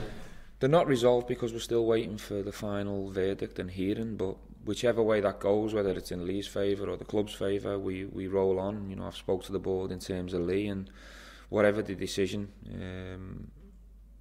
Lee either has to swallow it or the club has to swallow it, and we move forward. We've got a good player here, a player who cares about the club and wants to continue to play, and for me, I've had the green light that he's available. So we try and get him up to speed in terms of game time and minutes in his legs, and I put him on the bench last night for a reason of just getting him back around the crowd, around the dressing room, just to let him feel it again. He's not ready yet, but hopefully in the coming weeks we can get him up to speed. Did Lee act as covered as a centre half when he's played there at times in the past as part of back three? Is that sort of an option that if you struggle to get something in terms of that? I think he gives us options in probably 2 or 3 positions depending on what formation we play. We believe he can play left back comfortably, he can play wing back comfortably, but yeah, you know, at a push he can definitely play in a back three in a certain game or at a certain time. So he's an important player for us, and he'll certainly help share the load. You know, if we are to qualify on Thursday, the schedule becomes jam-packed again for a longer time. So the more bodies we can have healthy, the more good players we can have around, the better. And Lee certainly comes into that category. How pleased was Lee with the court of public opinion, the fans? They gave him a really, really warm reception. Well, he's been a good servant, and you know, he's been loyal to this club. I think he deserves that. It's obviously a situation that's between Lee and the board, and you know, the quicker it's put to bed, the better it is for Lee, the club and the fans, and we can all move forward together. It's not ideal, but it is what it is, and we all have to deal with it. Team news, how's LaSalle shaping? I think he'll struggle for the weekend. There's a small chance for the last 2 games before the international break. We'll have to wait and see. No, I think we're fine. A couple of bumps and bruises, but not major. Just on the centre back that you're looking for, has there been an inquiry to Forest about Worrell? I know you're not keen to go into speculation. No, I'm never keen to speak about other clubs' players. I don't think it's respectful. I've been as open as I can with the media in terms of what we're trying to do and areas where we're trying to strengthen. So I won't be mentioning any names. Worrell's a fantastic player. I've followed him for many years with England. Really good player, but you know, I don't think I have to add any more to that really. But yeah, in terms of a centre back, we are looking. If you get a centre back in, is that it as far as you're concerned? Are you content with what you've got? Could well be, yeah. Could well be.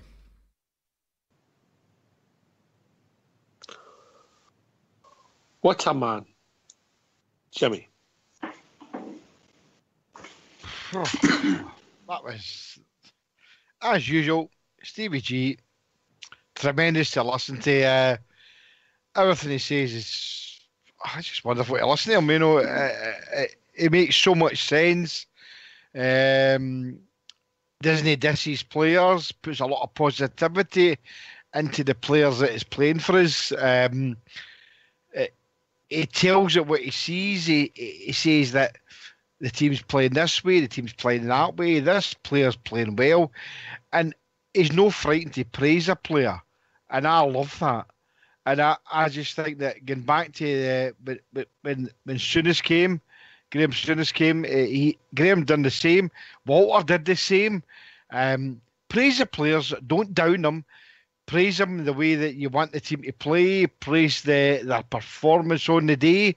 If you've got any negativity to put to a player, do it indoors. Don't, or behind closed doors. Don't be doing it out in the media the same as the unwashed do. Absolutely fantastic. I could sit and listen to him. I'm sitting here. Absolutely.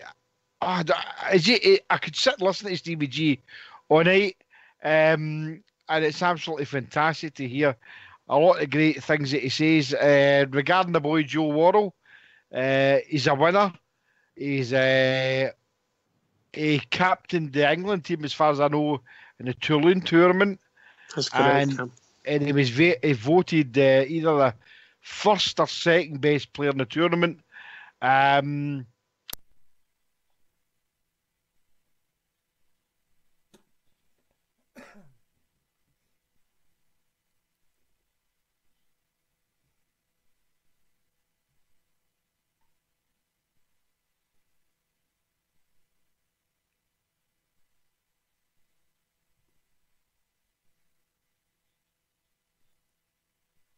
it might be controversial, but it's my opinion. I liked the way that he dealt with the Motherwell situation, because what he didn't do, he didn't do the team talk for the Motherwell manager. Yeah, I can't disagree with that. I think there's a lot of Rangers fans, and probably myself included, a wee bit of myself anyway, would have liked to have, just to turn and say no comment, something like that. But he handled it nicely. I know that apparently the Motherwell chairman was in touch with Robertson, our chairman, our managing director, and they must have got together and agreed that they would accept whatever apology was going, and their managers phoned our managers, accepted the apology.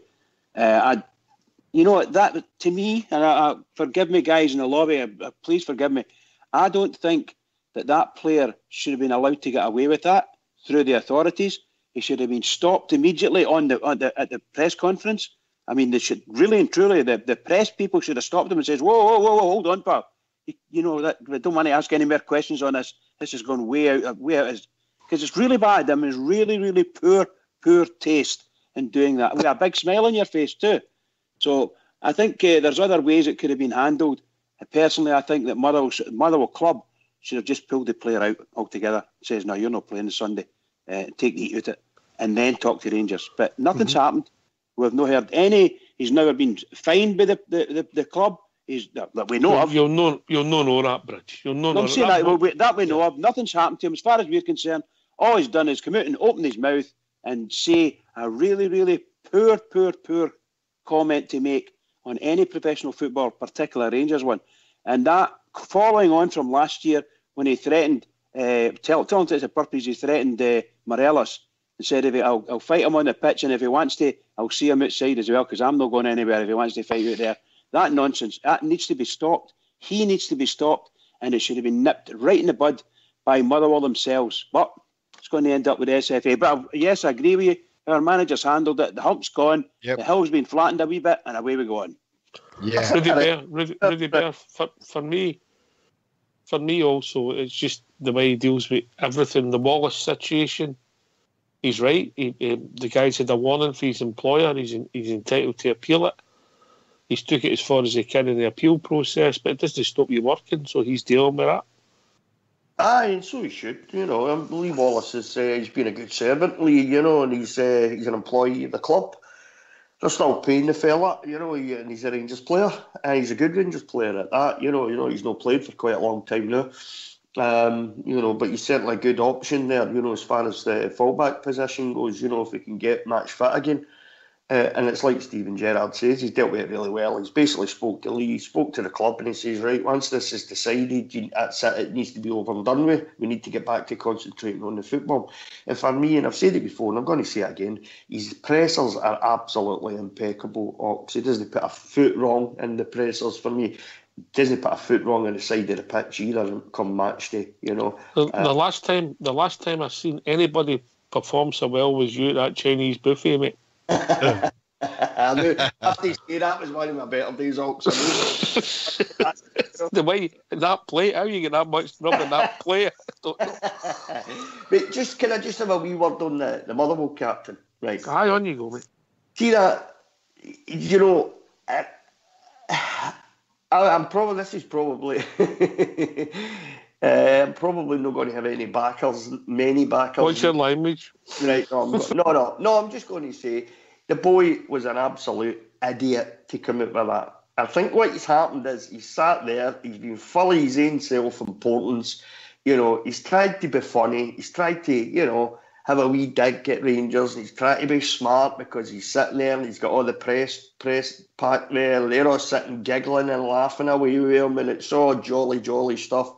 Because he's taking the mickey at a Rangers player and stuff like that, Maybe that boy should have a wee sit back and think to himself today. He's now got the interim compliance officer looking at this, and it was just idiocy, complete idiocy for him. Because see the people sitting there in that press pack today that, were sitting there when he made that stupid statement. They're no his friends in any shape or form. He gave them something that they could run with, and it's everywhere. And I'm sure at some point he'll sit back and think about that moronic statement that he made. and he'll quietly say to himself, why did I say that? Can I come in there? Aye, on you go, Jimmy. On you go, Jimmy. Right, on the flip of the coin, I totally 100% agree with what you're saying, right? But if I had been a Gers player sitting there saying the same thing, right, what would the back of the newspapers have been this morning? They've been lambasted. Yep, right, lambasted. Of course they would have been. Right, so there is a crux of it, right? A non-entity player makes a comment about Rangers and they all sit and laugh about it, but nobody reports about they were all laughing about it, right? But if that had been any Rangers player sitting there saying, by the way, blah, blah, blah, blah, blah, oh, that was great. Do you see what happened when I broke his nose? He was weeping, right? What would have happened? It would have been full of it. It would. The players been full of it. And that's where, and we don't want to get down the paranoia line with them, right? Because we're no paranoia, right? But come on now, the guy should be suspended for the game on Sunday.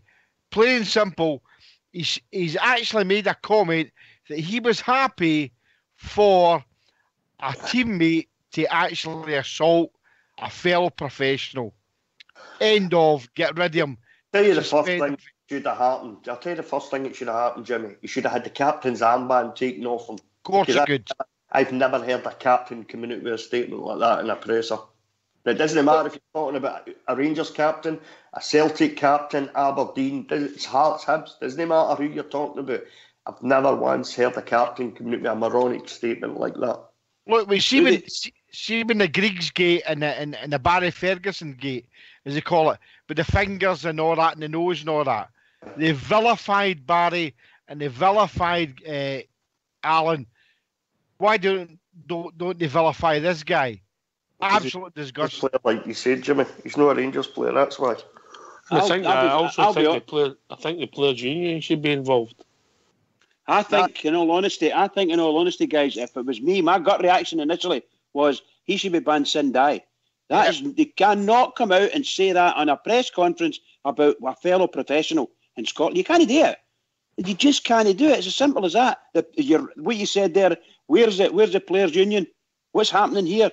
They get This is the same team that their supporters ran at the Rangers fans to goad them after we get put out. We lost a game against them. And do you know the best thing we can do to Rainbridge? Beat them, of course. Beat them 3 times. Force them to get relegated. Take away the blue pound and make them suffer. Sorry. When you go, Fox? I don't know. Maybe it's just the way I think, but I think that's been the best interview and press release that we've had all season. And why I'm saying that is because we've been moaning about how we're getting treated in games. Now, without any prompting whatsoever, this guy has come out and made a statement like that, which anybody who listened to it must say, maybe Rangers are telling the truth here, that the way they're being treated in Scottish football. Now, if we'd have moaned about it, it'd have just been water under the bridge. But that guy's done it, and he's brought that point out. That's how other teams are treating our club, mate. I think it's good for us, and I think Stephen Gerrard would probably be pleased with that statement as well, deep down.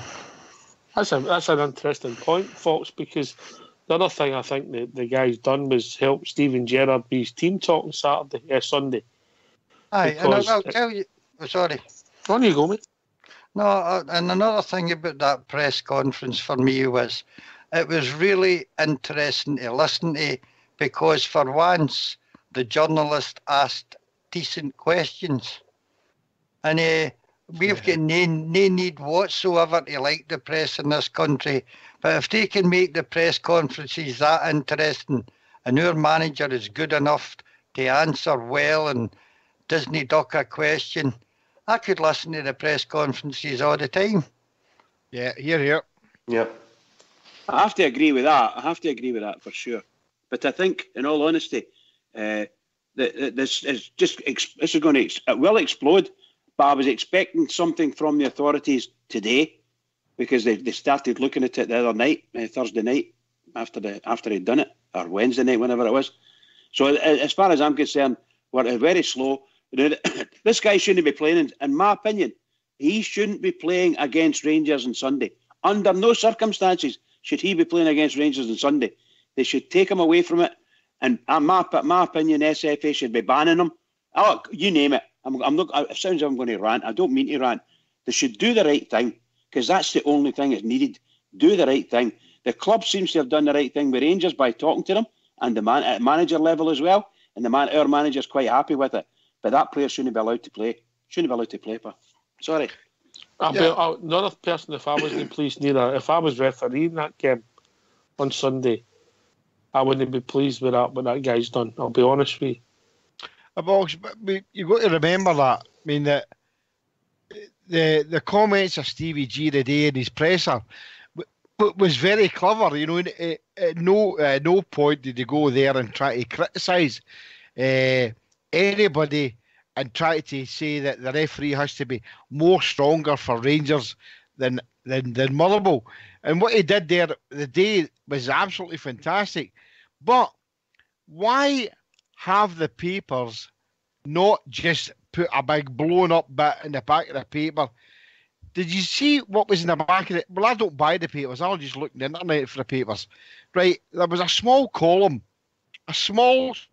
column regarding this mutant. And that's what I'm going to call him, right? Because I'm not even going to put his name there. What he did and said about a Rangers player, not just a Rangers player, but a human being, that was good to see his nose bleeding and broken and he was weeping. That's disgusting. And I agree with everything's been said here. Ban him. The compliance officers just say right away, this gentleman, footballer, whatever you want to call him, mutant, is banned from the game on Sunday. And that's the end of story. He's actually threatened and made his feelings known that he's quite happy for a fellow human being, whether it be a footballer or no, to have his nose broken and weeping. Absolutely disgusting. Can I say something, Jimmy, on that? Just to follow on a wee bit that Oxtear just intimated on just earlier. And what the guy said was, Bowsy, or whatever he called him, it was quite fun. He broke the boy's nose, didn't he? And it was quite fun and so on and so forth. Right. That's what he said. He broke his nose. Yeah. Now, when that incident took place, there was the press in the country turned around and said, no, it was just an accident. He wasn't looking at he did it, and everybody at Rangers, with a Rangers scarf on and a Rangers strip, every single person saw that was no accident. He went to do that, but he got away with it. Now his captain's come out, that guy's his captain now, and he's come out and said, and the words that we've said 2 years ago, he broke his nose. Yeah. It wasn't an accident, or he smashed into each other, anything like that. No, he broke his nose, and it was quite fun to watch him weeping. Wow. Oh, wow. Yeah, definitely. Definitely. We go back to the Andy Halliday situation when he raised his arms in what they deemed in an inflammatory manner when the goal was scored. And all of a sudden, he's vilified for it. But here a guy who says that he laughed when a Rangers player or a fellow human being, whatever who is, had his nose broken. And I thought that was funny. And I smiled and everybody smiled. What a a-hole. Come off that fence, Jimmy. Oh, come on now. Don't get me started. It's only 10 to 11. That Grey Goose makes you a bit aggressive, mate. We'll need to get you on like an advocate or something, you know what I mean? You need to come after that, mate. I'm sorry. Hey, if I go in that, I'll start singing. Jimmy. Hey, double Union Bridge. Oh, Christ. I'm surprised, to be honest, I'm surprised the compliance officer hasn't dealt with it already, because they've had the time. Yeah, the video's there, you can sit and watch it, you can hear exactly what's being said, you know, and I'm surprised that there's been nothing. Because it's Rangers. Yeah, that's so let's go back to the I think we've covered it, and I'll go to you first, Rudy. Aye. We'll go to win the match on Sunday, and that's important, and obviously I said 4 out of 6 points, and I'm changing that now. I'm with Jimmy and I'm going to be greedy.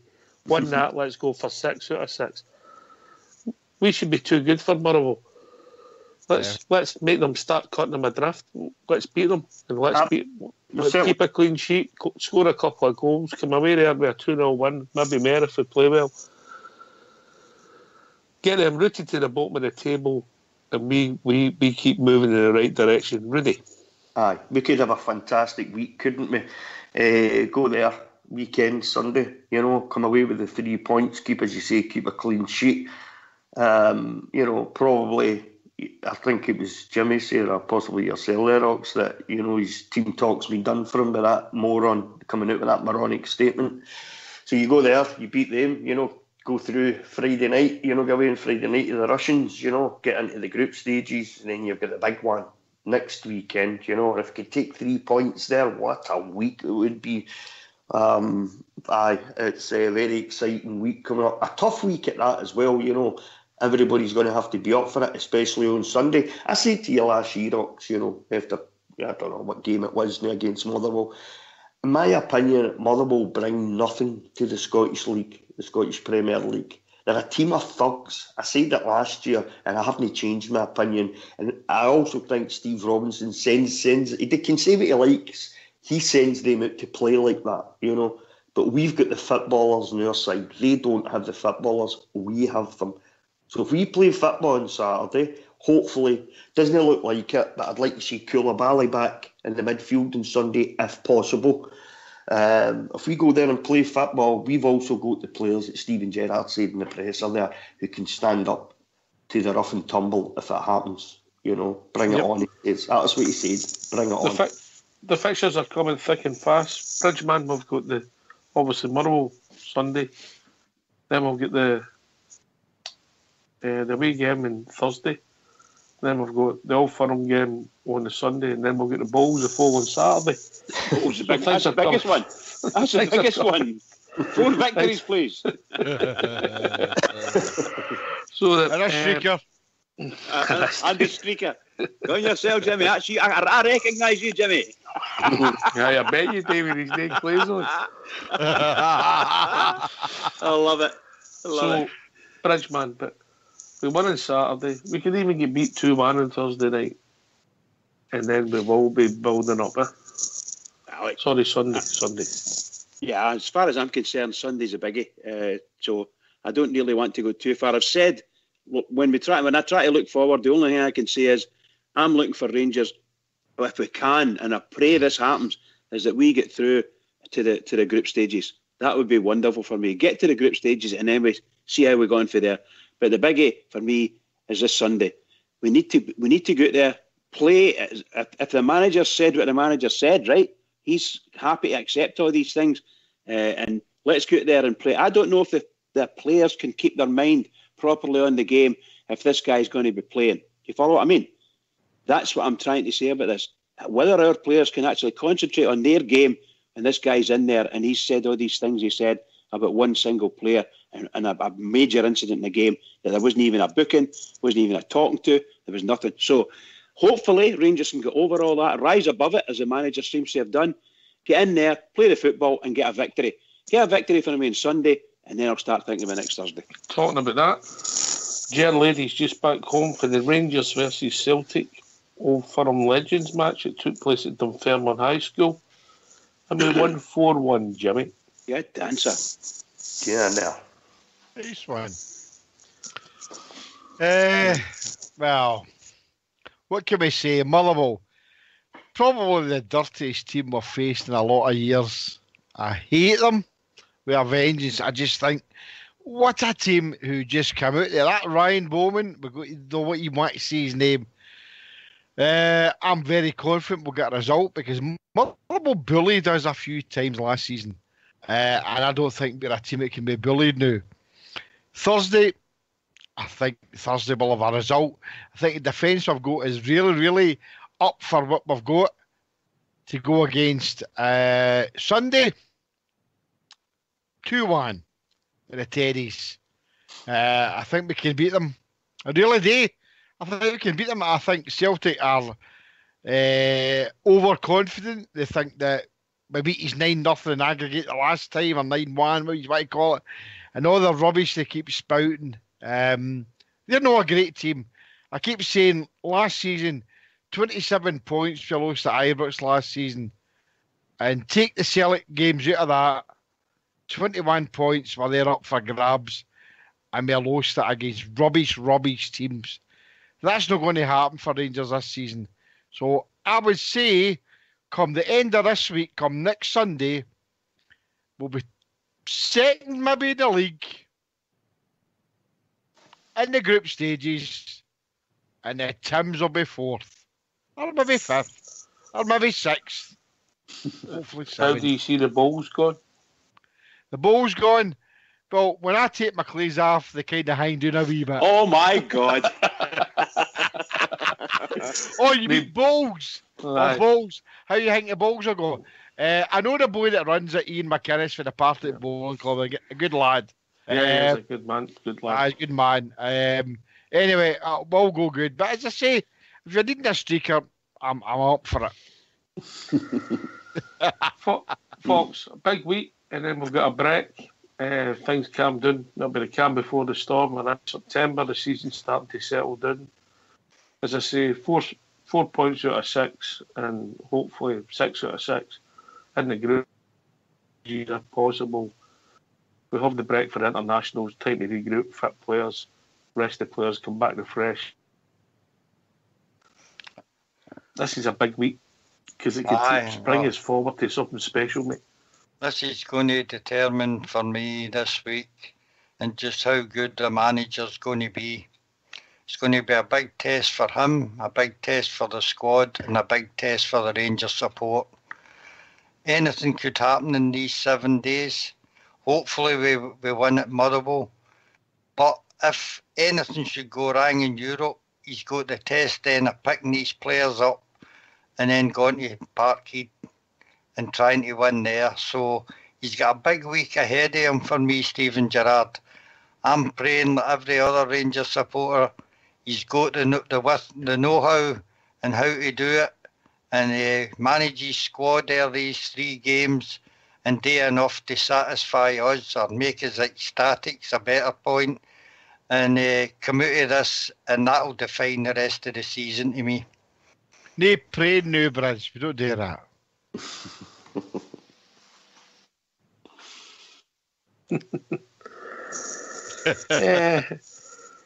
So, I think Big Boran will come back in on Sunday. I don't know if Tav might get a rest again, or Fanning go to right. I think Tav will play personally, because I think we've got 3 games and then the players will get a break. Rudy Bear, back 4. Back 4 for me: Tav, Goldson, Katic, Barisic, and, well, Griggsy behind them. Bridgeman? Same for me, pal. Same team, yeah. Same defence there, yes. Griggsy and the 4 guys, yeah. Yep. Jimmy? Oh, same. No, definitely. Get rid of Flanagan, bring the Barisic man in. Definitely. Yep. Fox? That would be my defence as well. Yeah. What would be your midfield, Fox? Oh, I think it will remain the same: Ajaira, Arfield and Jack. I can't see that changing. Where we may get changes is on the wings. All right. Comment. Anybody differ for that? Yeah. No. The only thing I would say is that it depends if Koulibaly is available. If he's available, sound like it, Bridge, it doesn't sound like I know, but no. So I can't see anything different for what we had the other night. All right, so that's 7. Obviously, Al McGregor in goal. That's 8. Front 3, Rudy Bear. Morelos, Candeias, Kent.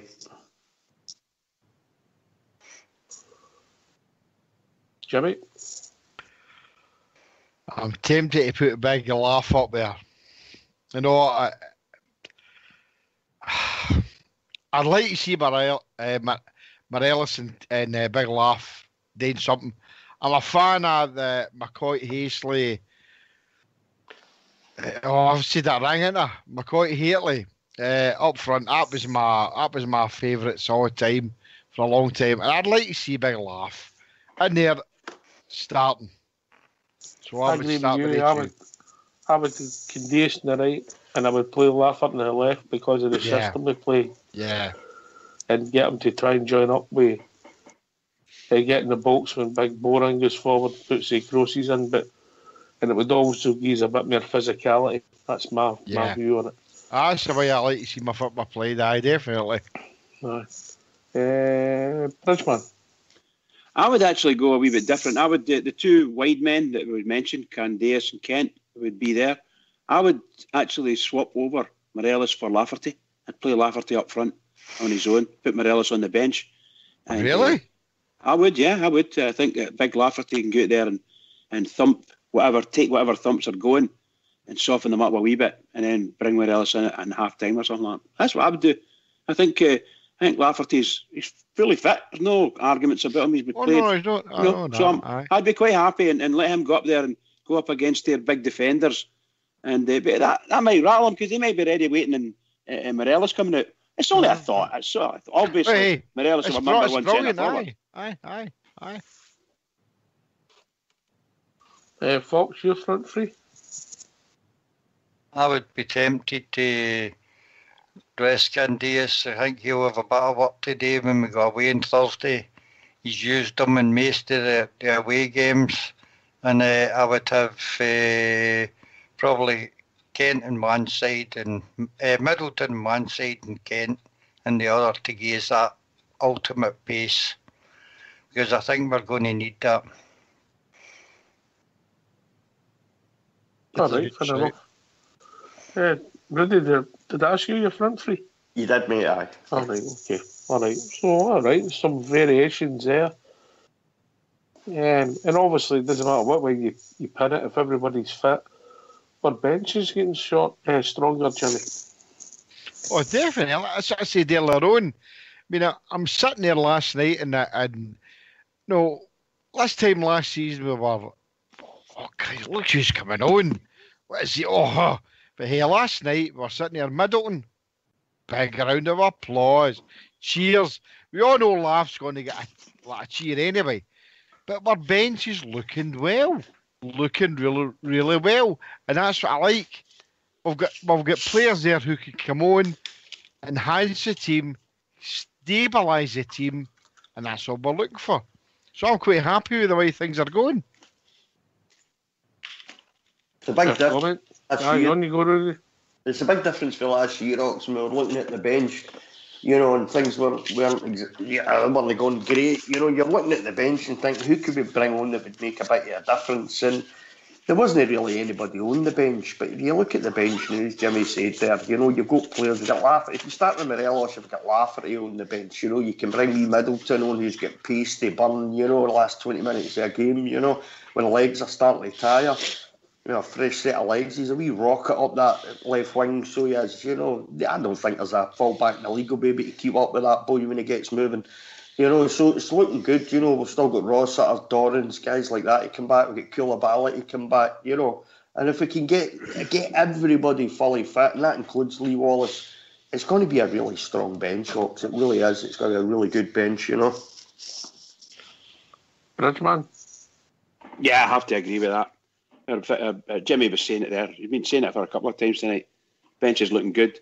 We're getting half-decent players on the bench, ready to come off, and the other guys are still going to start coming back from injury. And where are they going to go? So, and the fact that he brought Lee Wallace back into the bench the other night there, just to get him used to coming on the bench. Yep. Whether in fact he'll play him or not, I don't know.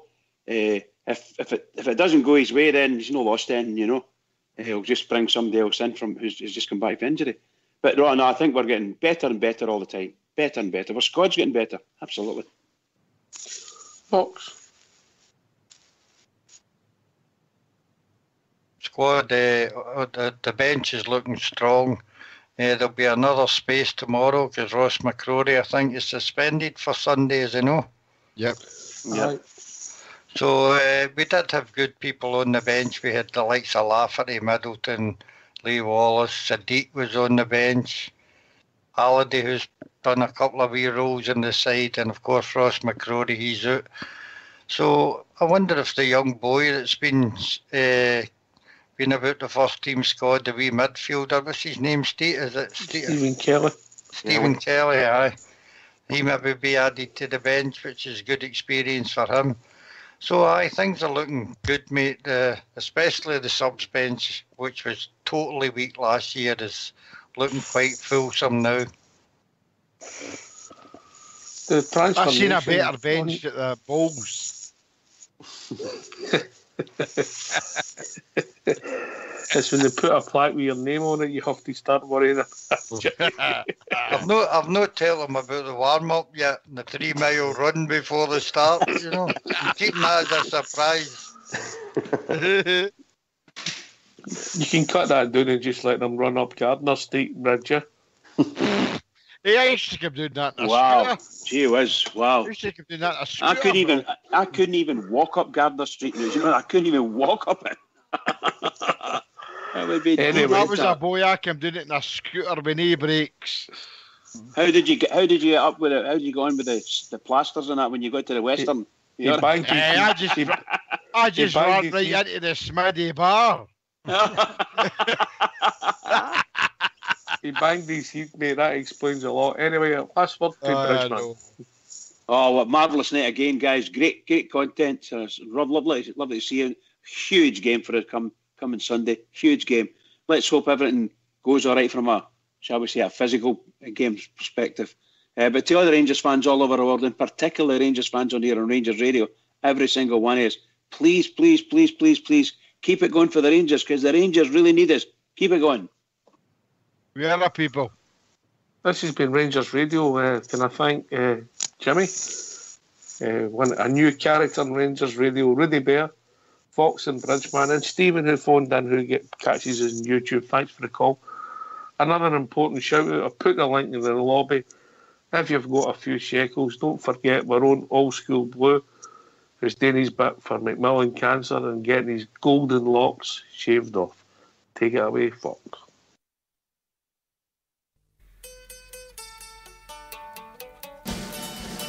There were cheers from the crowded congregation as the light blues emerged beneath the stand to the sound of the very latest music that was played by the Government Borough Band.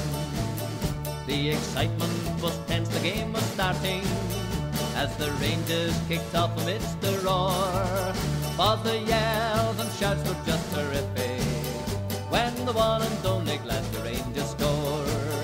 We'll support no other team but Rangers and follow wherever they may go. So drink a toast to Glasgow's football heroes who play in red, white and blue and Dunmore go.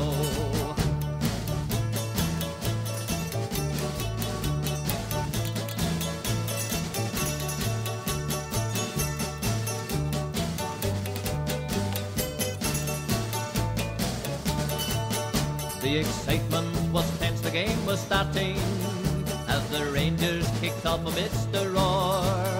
But the yells and shouts were just terrific when the one and only Glasgow Rangers scored. We'll support no other team but Rangers and follow wherever they may go. So drink a toast to Glasgow's football heroes who play in red, white and blue and Dunmore go. Who play in red, white and blue and